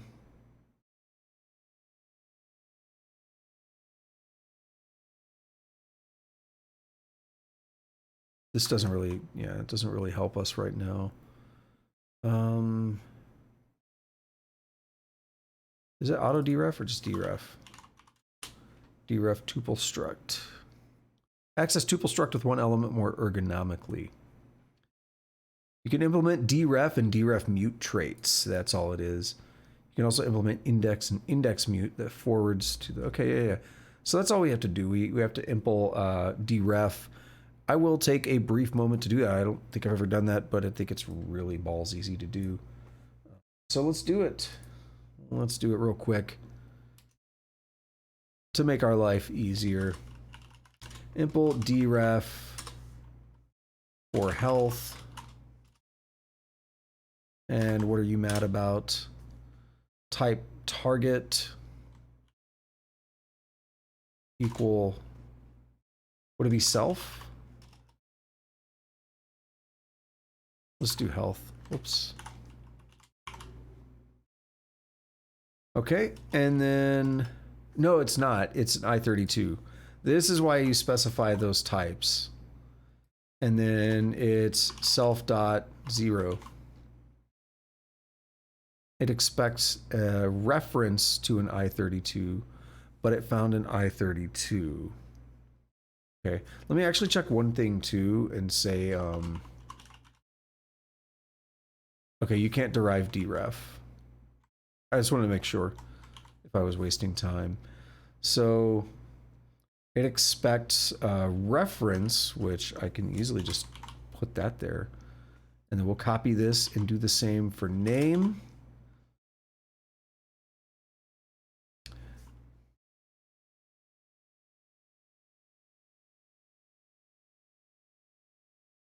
I don't know if I had to be that. Actually, yeah, it seems happy. So now we have Icarus has perished. and I can run this here. It still works. We could get rid of the dot zeros down here. And expected reference found integer. Name does not. Take another look at this. Where did I go?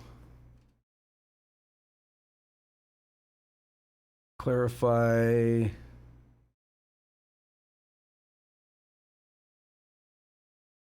They basically did exactly what I just did.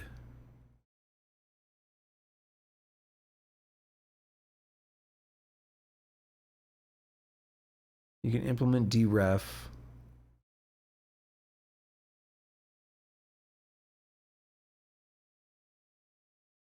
You know what it might be? I think I know what it might be. Let's go over to,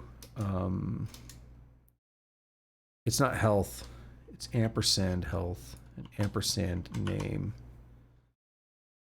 Conflicting implementations of deref for health.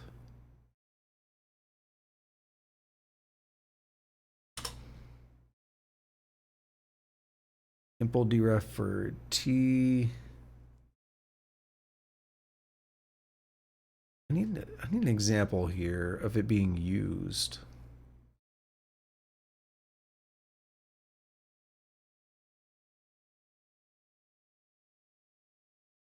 All right. I am doing good, Tusk. I'm on a little bit of a detour at the moment. Trying to get this deref working in a nice way that I can use it.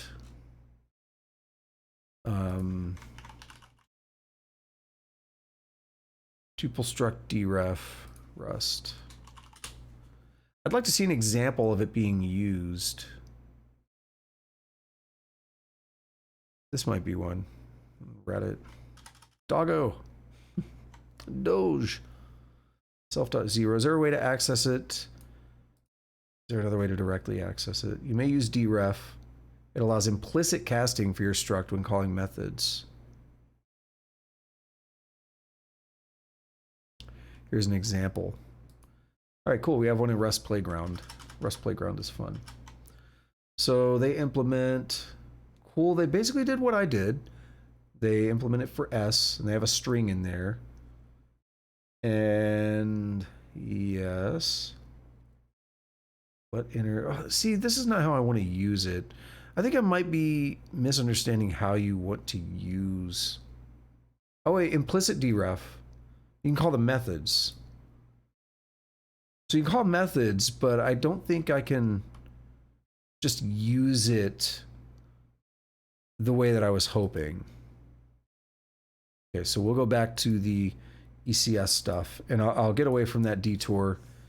Delete the deref. That's something for me to learn more about over time. Find more ergonomic ways to use them. But it seems like the example has... Oops, I'm on the wrong thing. Seems like the example has something like this implemented. And I could look at their code to figure it out. We'll see. I'll tell you more about that in a little bit, Tusk. I'm getting close to wrapping this up. So I'll focus in on this for a bit. We're near the end here. So I'm sure you're thinking these weird iterator tricks are kind of confusing. And you'd be right. Typically, ECS libraries construct these iterators for you so that you don't need to consider the details at all. It's outside the scope of this tutorial, but it's something to keep in mind. Mutable Borrows. Now we come to what Rust is famous for, the borrow checker. You may have noticed that we can't actually edit any of our components as we iterate over them. We could try to add a function with this definition. But unfortunately, that means we can only borrow one component vec from the world at a time, which is rather limited. So the way we did this is borrow component vec. And... okay, so why is it mad? Component vec is static. It returns an option. Oh, I understand why already. Because it's actually getting it from the component vecs. And I think we need to be able to do something like... well, we're going to do ref cell. Okay, I've heard about ref cell. I haven't really used it. So we'll see how it goes. But unfortunately, this means we can only borrow one at a time, which is limited. What we need is a check each time we try to use a component vec that asks, is something already using it? Fortunately, Rust has various containers to help accomplish that. We'll use refcell. Refcell implements the functions borrow, mute, and borrow that will fail if they cannot borrow an object, which is exactly what we need. Let's go through our code and replace the vec option t with refcell vec option t and fix errors as we go. Toss use stdcell refcell on top of the file so you don't have to write stdcell refcell each time. First, let's amend our component vec trait to implement refcell instead. Okay, so let me start working on that. Let's click back over. Well, yeah, so I'll actually go into some more detail on that. I'm not trying to like push aside your question, but that's actually a big question. So I would like to give that proper, proper answer rather than just like half-ass it, right now. So do bear with me. My apologies. But this is, definitely related to a lot of bigger stuff. So yeah, we're gonna go through the code. So the first thing we're gonna do, we're gonna go to the component vec trait. Let's go to component vec here, and it's going to impl for a. We're gonna go here actually, and we're gonna impl it for a ref cell of all this stuff. So we're just adding that one extra component around it, and then we don't actually have push for this mutable reference to a ref cell, so we're gonna have to change that a little bit by saying get mute dot push. So how does get mute work? It returns a mutable reference to the underlying data, and this call borrows ref cell mutably at compile time, so there's no need for dynamic checks. However, be cautious. This method expects self to be mutable, which is generally not the case when using a ref cell. Take a look at the borrow mute method instead if self isn't mutable. Okay. So there's some comments here. I'm going to add them. So, and mute self already guarantees we have exclusive access to self, so can use get mute here, which avoids any runtime checks. Okay, so right, I see, that's the trick. Because push none is in a function or a method which has mute self, this whole business here about like, hey, this is cool, there's no need for dynamic runtime checks, however, you need to make sure that it's actually mutable, and it's probably not the case, but in this case we know it is mutable, so that's cool. That's like cheeky, I like it.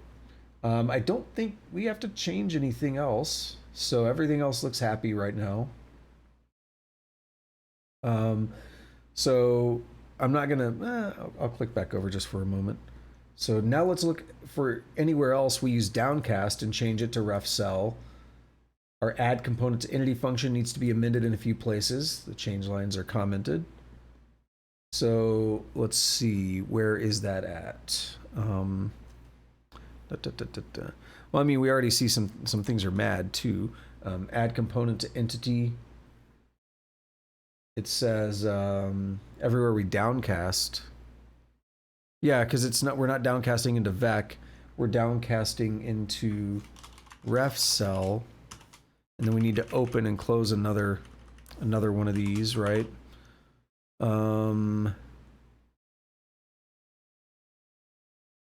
Yep. And then this changes a little bit, so we don't just do component vec directly. We do get mute entity, so I think that's going to make everything happy. So yeah, here we get mute. Once again, it bypasses the ref cell runtime checks if accessing through a mute reference. And we already are, so we already know we have mutable reference, so that's cool. And in this push here, why is this mad? Trait bound. Actually, I need to change something up at the top too, don't I? It's component vecs of ref cell, right?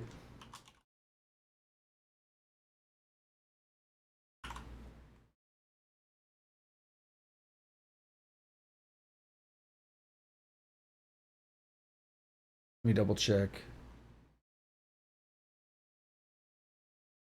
Oh, no, wait, let me change that back. Let me not get ahead of myself. Sorry.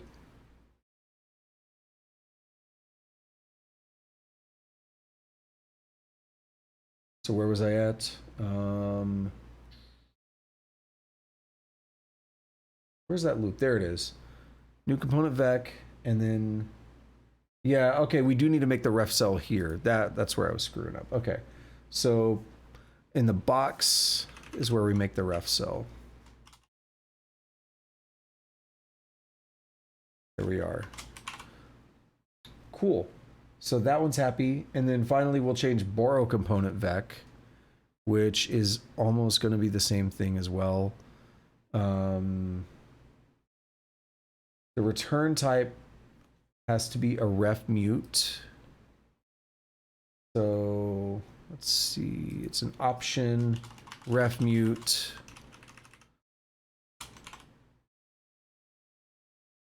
Cannot find ref mute. Let's go ahead and import that. And everything else is, well, it's no longer a reference because the ref mute wraps the reference. So yeah, it's just a vec option component type. And then here it's component vec, and then we borrow mute. Expected ref mute found mutable reference. What did I do?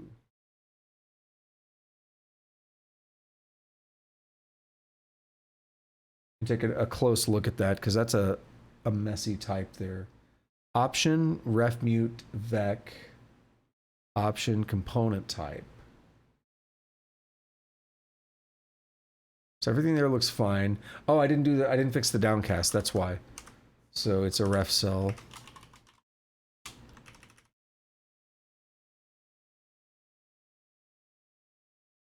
That's where refactoring sucks. You got something weird like this. So now we can borrow two component types from the world and use our iterator magic to mutably iterate both components at once. So I'm going to go ahead and do this code here, and that's like basically the end of it. So then I will address your questions after that, Tusk. Again, I'm sorry. I don't want to be rude. So I was like, we're at the end, so I didn't want to get too sidetracked, you know. So we'll delete this other code that's in here because now it's kind of broken. So let's go ahead and just, yeah, we'll get rid of that too. We don't need those anymore. Okay, so let's just start getting some components and doing fun stuff, right? So let mute healths world.borrow component vec mute.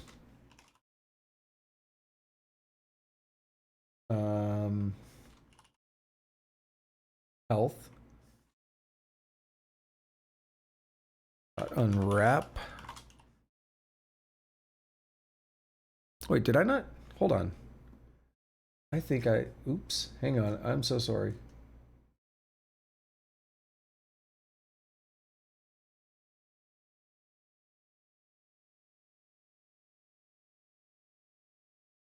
I left out the,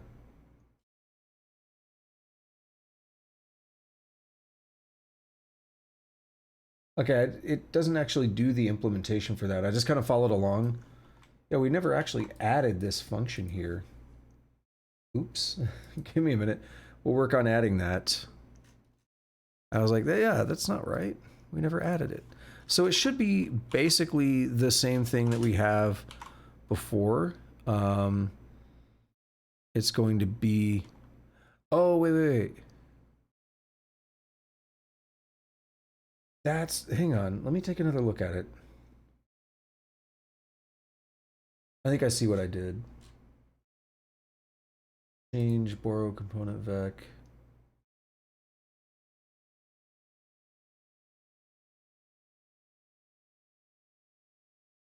Ref mute is dropped. Interesting.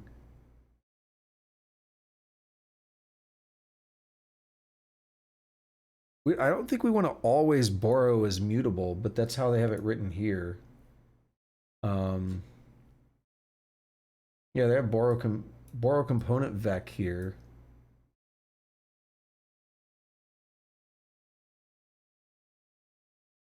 And then down here, they're using borrow component vec mute. So it seems like a couple inconsistencies here. So we're going to try and fix those. Let's click back over here and try to implement this. Would this not basically be what I want to do here? Option, instead of that, it's going to be ref mute. Just like the other one. And I'm probably going to change this. Can I do ref? Yeah. This should probably be ref.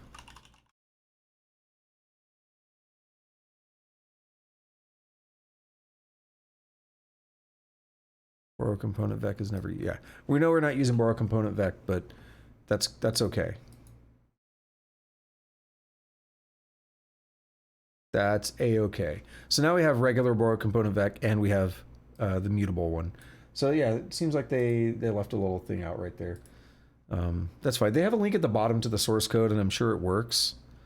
But you know, when you're writing a tutorial, you might miss things. So, okay, now getting back to this so we can wrap up. Let mute names equal world.borrow component vec mute. And it's going to be names dot unwrap. I saw them emotes, by the way, dude. I like them Finnick emotes. Wait till you learn how I made them.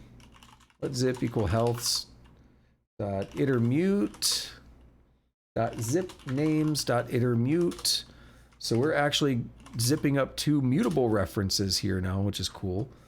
And then let iter equal zip dot filter map health name sum health dot as mute name dot as mute. That line's getting way too long. Oh, whoops, I put names there. And a borrow world is mutable more than once at a time. Okay, what have I done differently?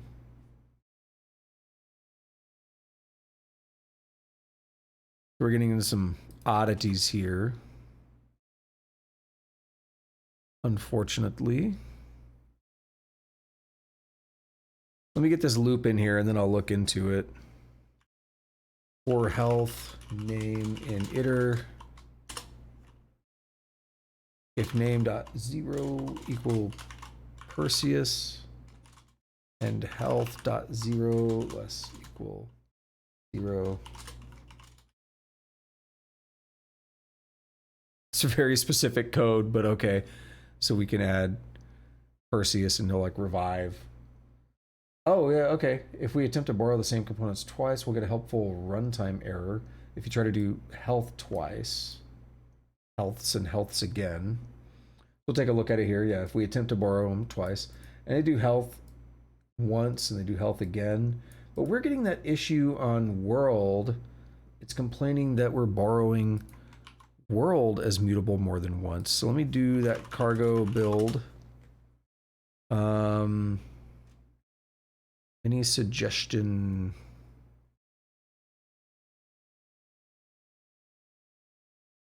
I got you. Any suggestion, Mr. Compiler?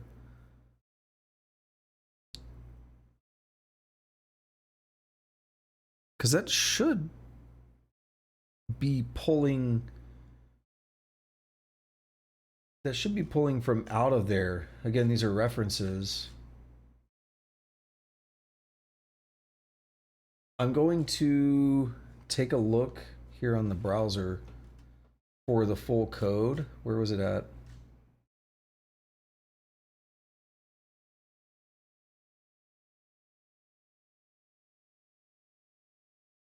I thought I saw a link to it down here. Ah, click here to view or play with the code we've written. So let me take a look at entity differences here in the borrows, because oh, they straight up got rid of the other borrow, didn't they? So they can only do mutable borrows now.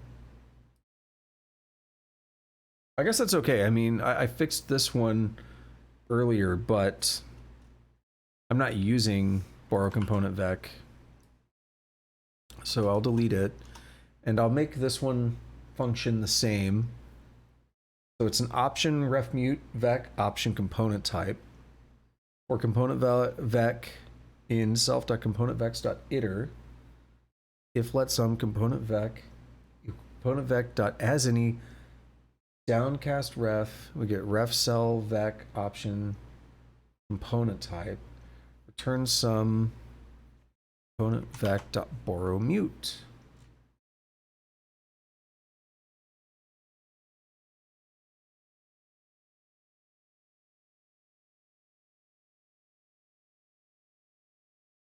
I'm curious what's different. I'm gonna try copying in their code in main and see if I get a different behavior.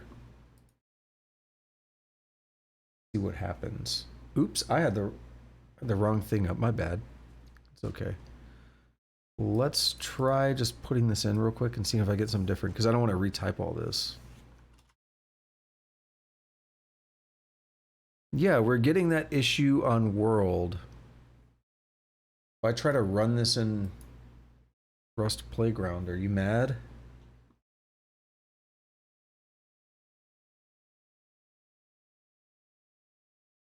Okay, so I'm missing something somewhere.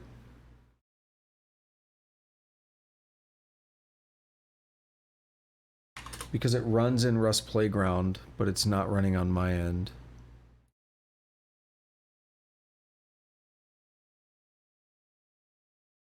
Now that's interesting. Isn't it?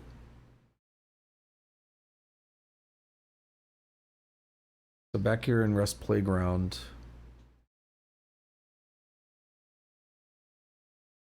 take a look at a couple things. We have ref cell and ref mute here.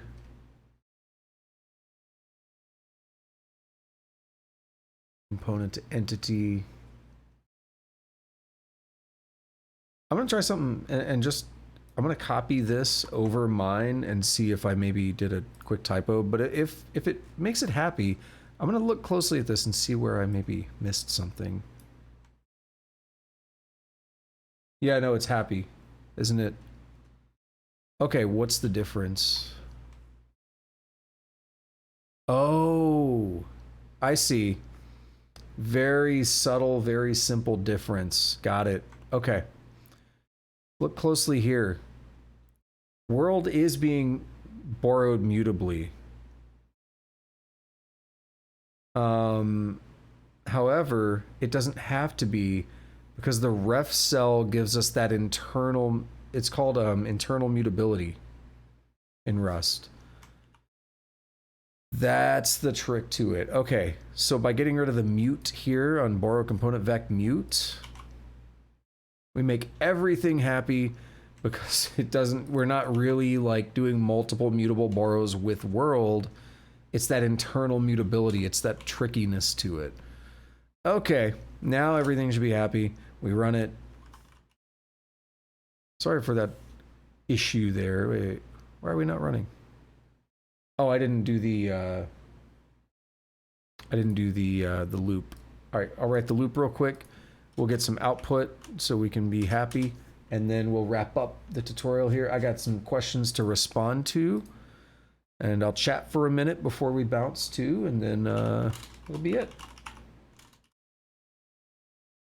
For health and name and iter, if health.0 less than 0,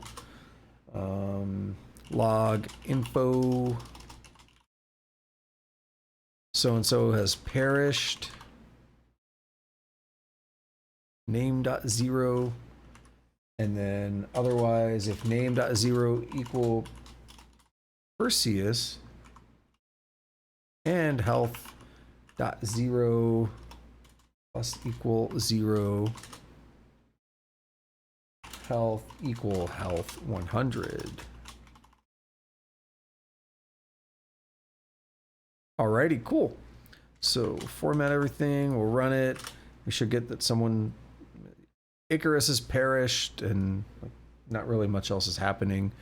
We haven't made Perseus. We'll add this in, and we'll make Perseus.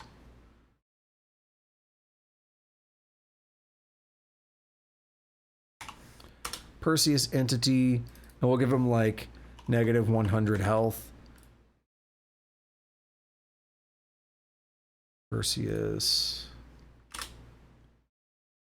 has perished, but if we did this again, if I run this loop twice in a row, we should see... Oh, we moved iter. Damn it. Can I copy both of these and just rerun it? We'll rebuild it. There's cleaner ways to do this. I'm just trying to rush it and see. Yeah, so Icarus has perished, and then Perseus has perished, but the code also says Perseus's health gets set back to 100, so the second time we run it, we actually don't see that Perseus has perished because his health was reset. That's all I was trying to demonstrate. Simple, basic stuff here. Alrighty, so that little aside, that little busted piece that I missed, we're good. So now we have the start of an ECS implementation in Rust. You made it! I'm sure you've already thought of many ways our ECS implementation could be improved. It's missing many critical features, but even still, we have the core ECS parts working. Some improvements are easier, removing components, removing entities. Others are more difficult, like simpler iterators, more efficient iteration. One of the big issues with our ECS is when there are lots of entities with varied components, our iterators will spend a lot of computation skipping over none values. I want to talk about that. A solution to that problem is an archetypal ECS, which can be much faster to iterate at the expense of slower adds and removes. If you'd like to learn more, there are many ECS projects in the Rust ecosystem to learn from or contribute to. Hex. I remember looking at Hex. Bevy is the engine, of course, and I have Bevy open right here. But, you know, Bevy's ECS is like a big thing it's known for. Legion. I remember Legion and Specs. I looked into both of those. I may have used Legion at one time. I don't know Shipyard or Plank, and there's many more. I've also been working on a fledgling, not very tested and rather messy ECS, but I think it's promising. Kudo. It's cool. They got their own little ECS here. No longer maintained. Ah, but it's part of a game engine now. So they've stepped it up a little bit. And it looks similar to what we're just working with, actually. That's cool. They're using Perseus and Medusa and stuff. They like their Greek references. I like it. Okay. For more Rust game resources and tutorials, check out the Rust Game Dev website. Oh, are we game yet? Yeah, I've definitely been here. I didn't know there were good tutorials and stuff here, though. I might spend some more time here, looking at things for future coding streams. Resources, tutorials, Ashen at, yeah, I was gonna say, I've used Ash, that's Vulkan stuff. Okay, stuff to look at there. And lastly, okay, so consider joining Rust Game Dev Discords. And there's a link right there for the chat. Is that a Discord link, or what is the hashtag chat? I don't know. I guess it's kind of a link to the Discord. And then we got their Twitter handle, Kettlecorn. I want to give full credit to them for the tutorial, and they link their email as well. But I mean, you can see this here. It's ianjk.com/ECS-in-rust. So again, I want to take full, I want to give full credit. I mean, not take full credit. Give full credit to the person who did this as a starting point for kind of what we can use going forward in the future. So yeah, that's really it for today in terms of the implementation. We have written an entity component system in Rust. This sets up some basic ideas that we can use going forward and helps me have a better understanding under the hood. Like, I get what an ECS is. The one thing I actually just realized, I mean, we have the system, which the way our systems are implemented is really, in this example, is really like this for loop here. it's a little bit less formal than I would like it to be. I'd like to be able to define a bit more of a formal system, like a closure or something that you can store and you can pass around, or not pass around, but I don't know. I feel like that doesn't feel like a formal system to me. And the way it was defined a little bit more formally when I was using like Legion. I'm pretty sure it was Legion that I used. Let's check Legion out real quick. Getting started. System. Yeah, so you write a function, but then you define, like, you use this derive, or not derive, but use this macro to basically convert it into a system, and then you can like execute that. So you add, so basically it's this update positions, and then the macro creates this update position system, and you simply just add that system, and it just kind of automatically runs with this scheduler thing that you're doing. So that's a little bit more formal, and I think a little bit nicer than just like slapping a for loop in and calling it a system. So that's something that definitely would be a big change that I would look for. But this was not supposed to be, obviously, like a fully fledged ECS. So, I mean, if you really want it, you're going to go with something that's a little more tried and true or something, right? So I haven't even seen Shipyard. Like, I want to see how they do it. Yeah, I see. It looks like their systems may be pretty straightforward. What about Plank? I've never seen Plank. We have world dispatchers, and let's see. Okay, so they're defining a closure, and they do this dot system thing on it. Let mute dispatch. Add, yeah, they add the system, and then I guess it like runs every time or something, every iteration of a loop or something. Yeah, I'm not sure. Each one's going to do it a little bit differently. Okay. So that's that. Just going back to the code here. Very simple, but we can kind of see how it works. We're able to create the world and just start adding our entities. We can easily add a new component. I'm not going to do that for real, but what we could do is like struct AI, and then we could have some kind of a closure, some kind of a function that you store in there. Dyn, probably need to do box. So a box, like a function or something. It's mad because it's, what? Use parenthetical notation. Oh, okay, we can do it that way. All right, got it. So we can actually, do I need Dyn if I'm doing it that way? Let's find out. Yeah, we do, because it's still a trait object. Okay, so what we can actually do here is have like this function object that's stored in AI, and then that could give each thing that has an AI component like maybe a little bit different behavior. Like this function kind of defines how it responds to some situation or something. This is one way I've seen an ECS used before. So it's just an idea.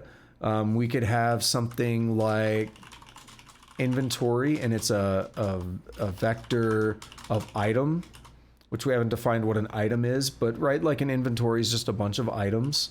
So we could do something like that, and easily add these components to our entities and like use that as a foundation to kind of build a game from. So that's the power of the ECS. Then we could then add the we could get our component vectors down here, like we're getting healths and names, where we could say, I want to get, you know, let mute AIs equal world.borrow, and we'd only get things with AIs.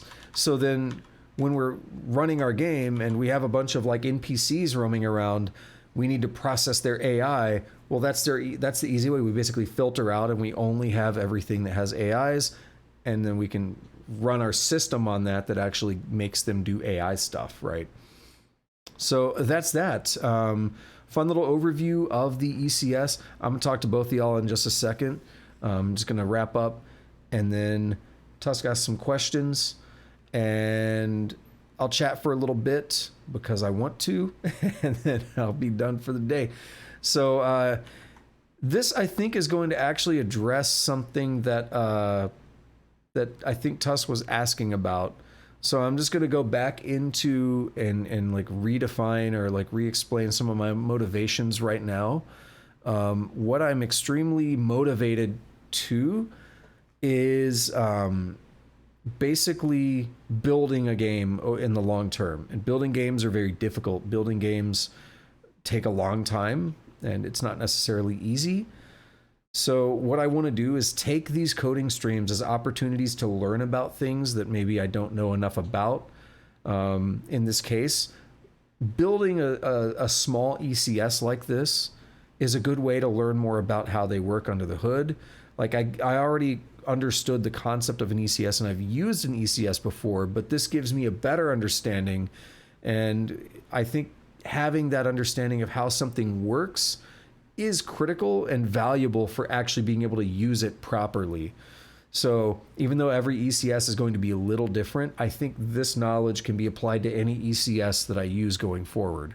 So then should I decide to go with an ECS when I'm making my game, I think this will be very helpful, whether I decide to roll my own or use one of the existing crates like Legion or Specs or whatever. Also, I just totally left it on there. My bad. I ran through the code a little bit, but it's fine. I think I ran through the code a little bit as I was just kind of highlighting things and stuff. Actually, that might be a problem because I started. No one said anything. Let me back through that one time. So we could say struct AI, and then it would be box fn dyn fn. Something like that. No, what is it? I just did it. Oh, whoops. It's because I didn't do this.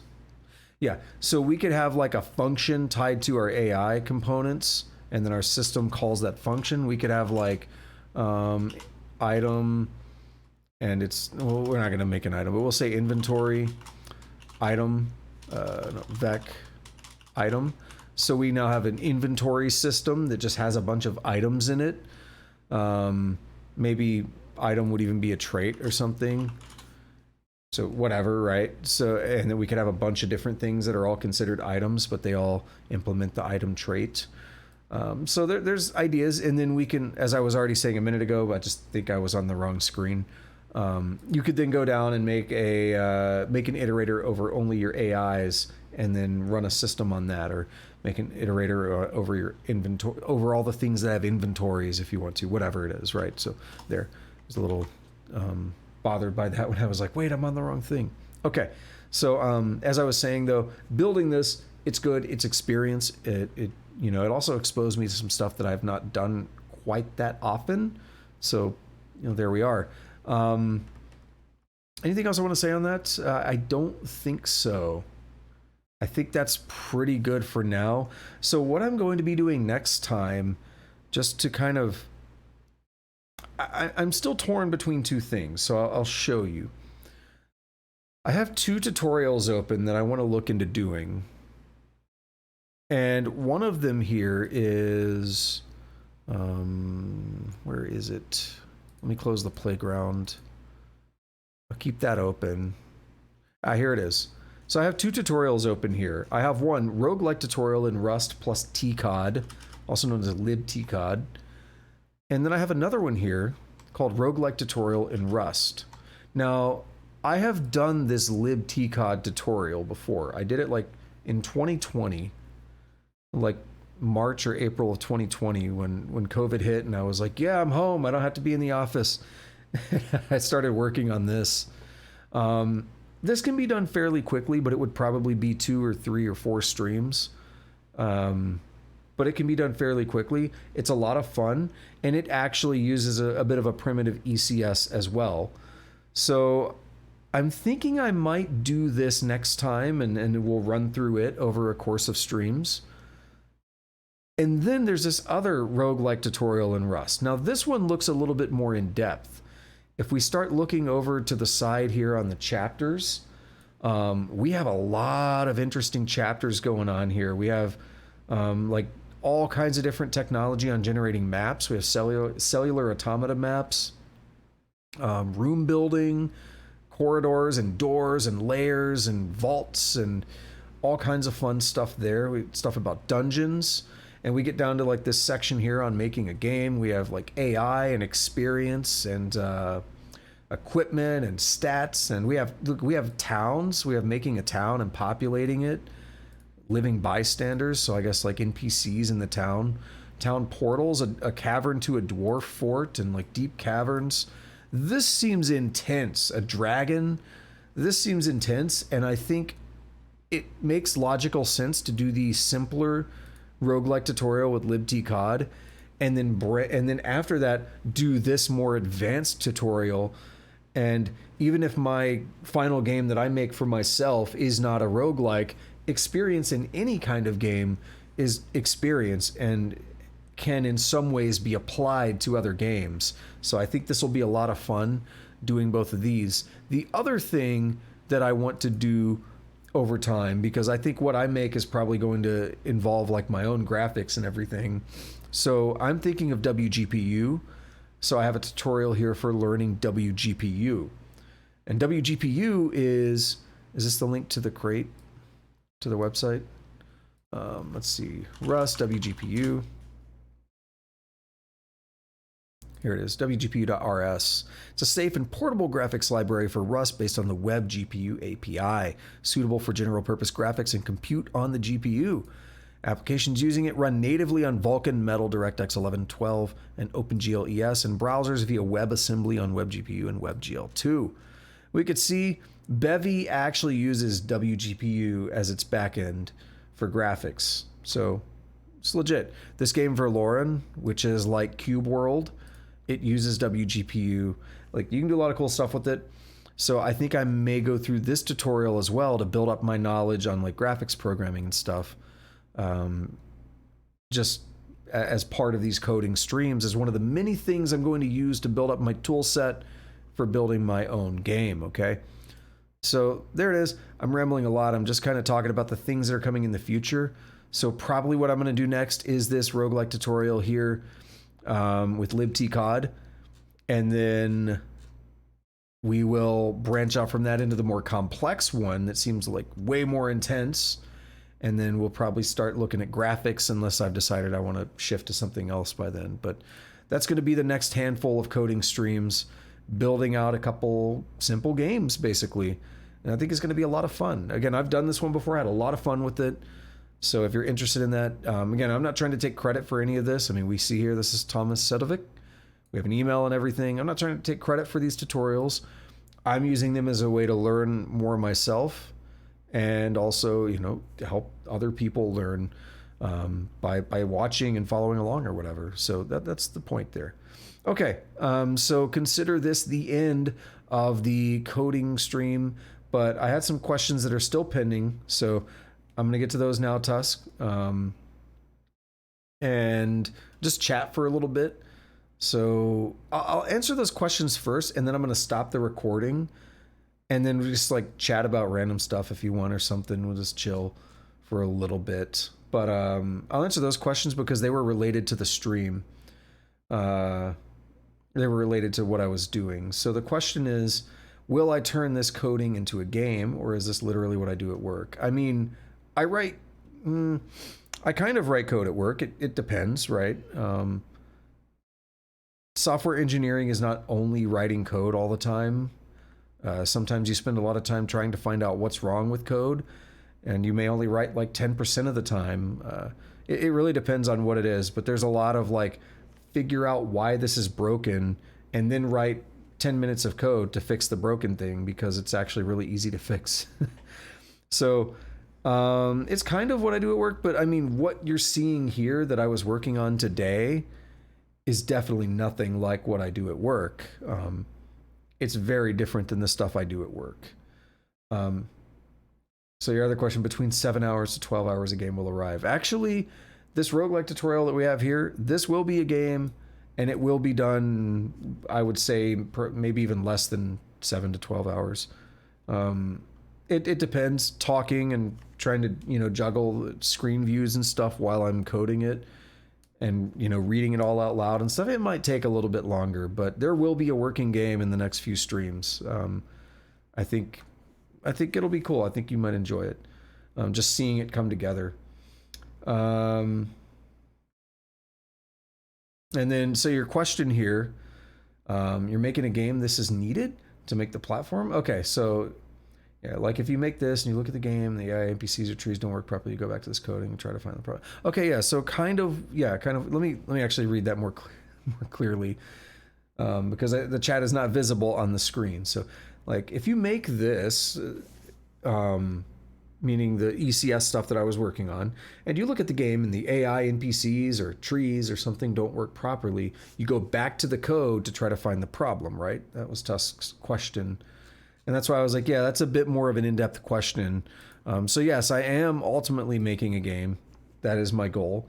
An entity component system is something that can be used to make a game, right? So we'll go back and I'll just talk about one more time what the entity component system is. So an entity component system is basically, it divides like the functionality of your game world up into those three things: entities, components, and systems. So every like entity in your world, a fork on the ground, an orc that you're gonna fight, you the player, all those are entities, but the entity really consists of little more than just a number, like an entity ID, right? And then you attach components to those entities, and the components are all the data that do interesting things. So in this case, we only have 2 components that we made, but as I already explained, we could add more components. So we have a health component and we have a name component, but I could also make an AI component like I just demoed a couple times, right? So I could say AI, and it's going to hold a function to something, right? So it's going to be dyn fn that, boom, and what am I doing wrong? Oh, it's this, right? Yeah. So now we have an AI component, and I can add that onto any entity that I want. I can make an inventory component. I could do whatever. So components, like, they kind of drive all the data of your game, really. And the AI component's a little weird because, like, giving a function isn't exactly data, but it kind of is, but it's weird. But then systems actually interact on the components. So maybe a more interesting example is like a physics component. And the physics component would have like a position, right? So like an X location, a Y location, and you would use a vector for this, but I don't have a vector defined in this program, in this code. So it's gonna yell at me if I try to do that. Actually, I'm calling them X and Y, but it'd be like F32, F32, F32. So those would be like XYZ coordinates. That would be your world space. That would be like where you're at in the world.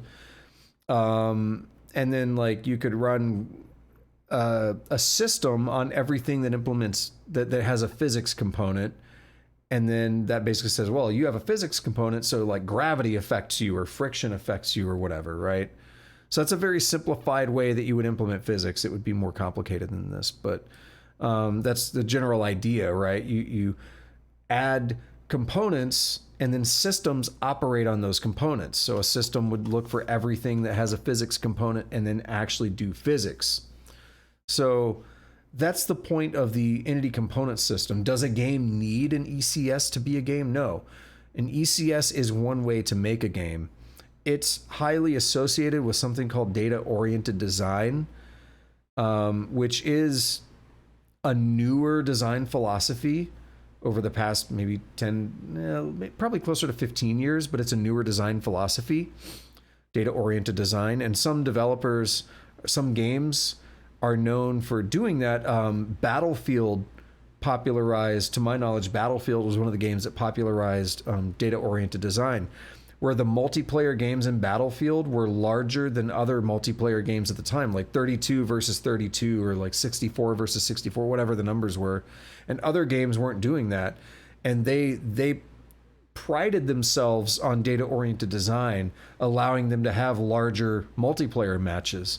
So data-oriented design is this idea of organizing your data in a way that's more like what the computer wants to see rather than what the person wants to see, and thus getting better performance out of the computer.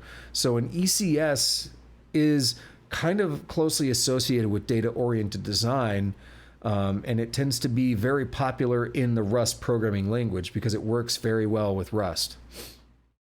So it works very well with the way Rust does things generally. So you don't have to do what I'm doing here to make a game. It's one way to do it. There's so many other ways to make games, and you could kind of just throw something at the wall, and if it works good enough, it works, right? Can I do that? I'll try. I got a little bit left. Yeah, that is water. So yeah, that's the idea. So my purpose here was basically, again, building one of these gives me a better understanding of how they work, even though I've used one before, but this helps reinforce, this helps learn.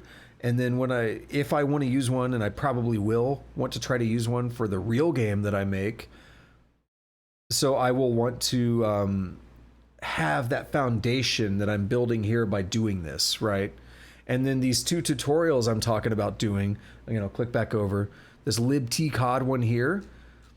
I mean, we can take a look at this. I'm not going to go into it, but we start with some basic graphics and the object and the map and a dungeon and like field of view and exploration and stuff. But one of the cool things here is this uses a basic ECS.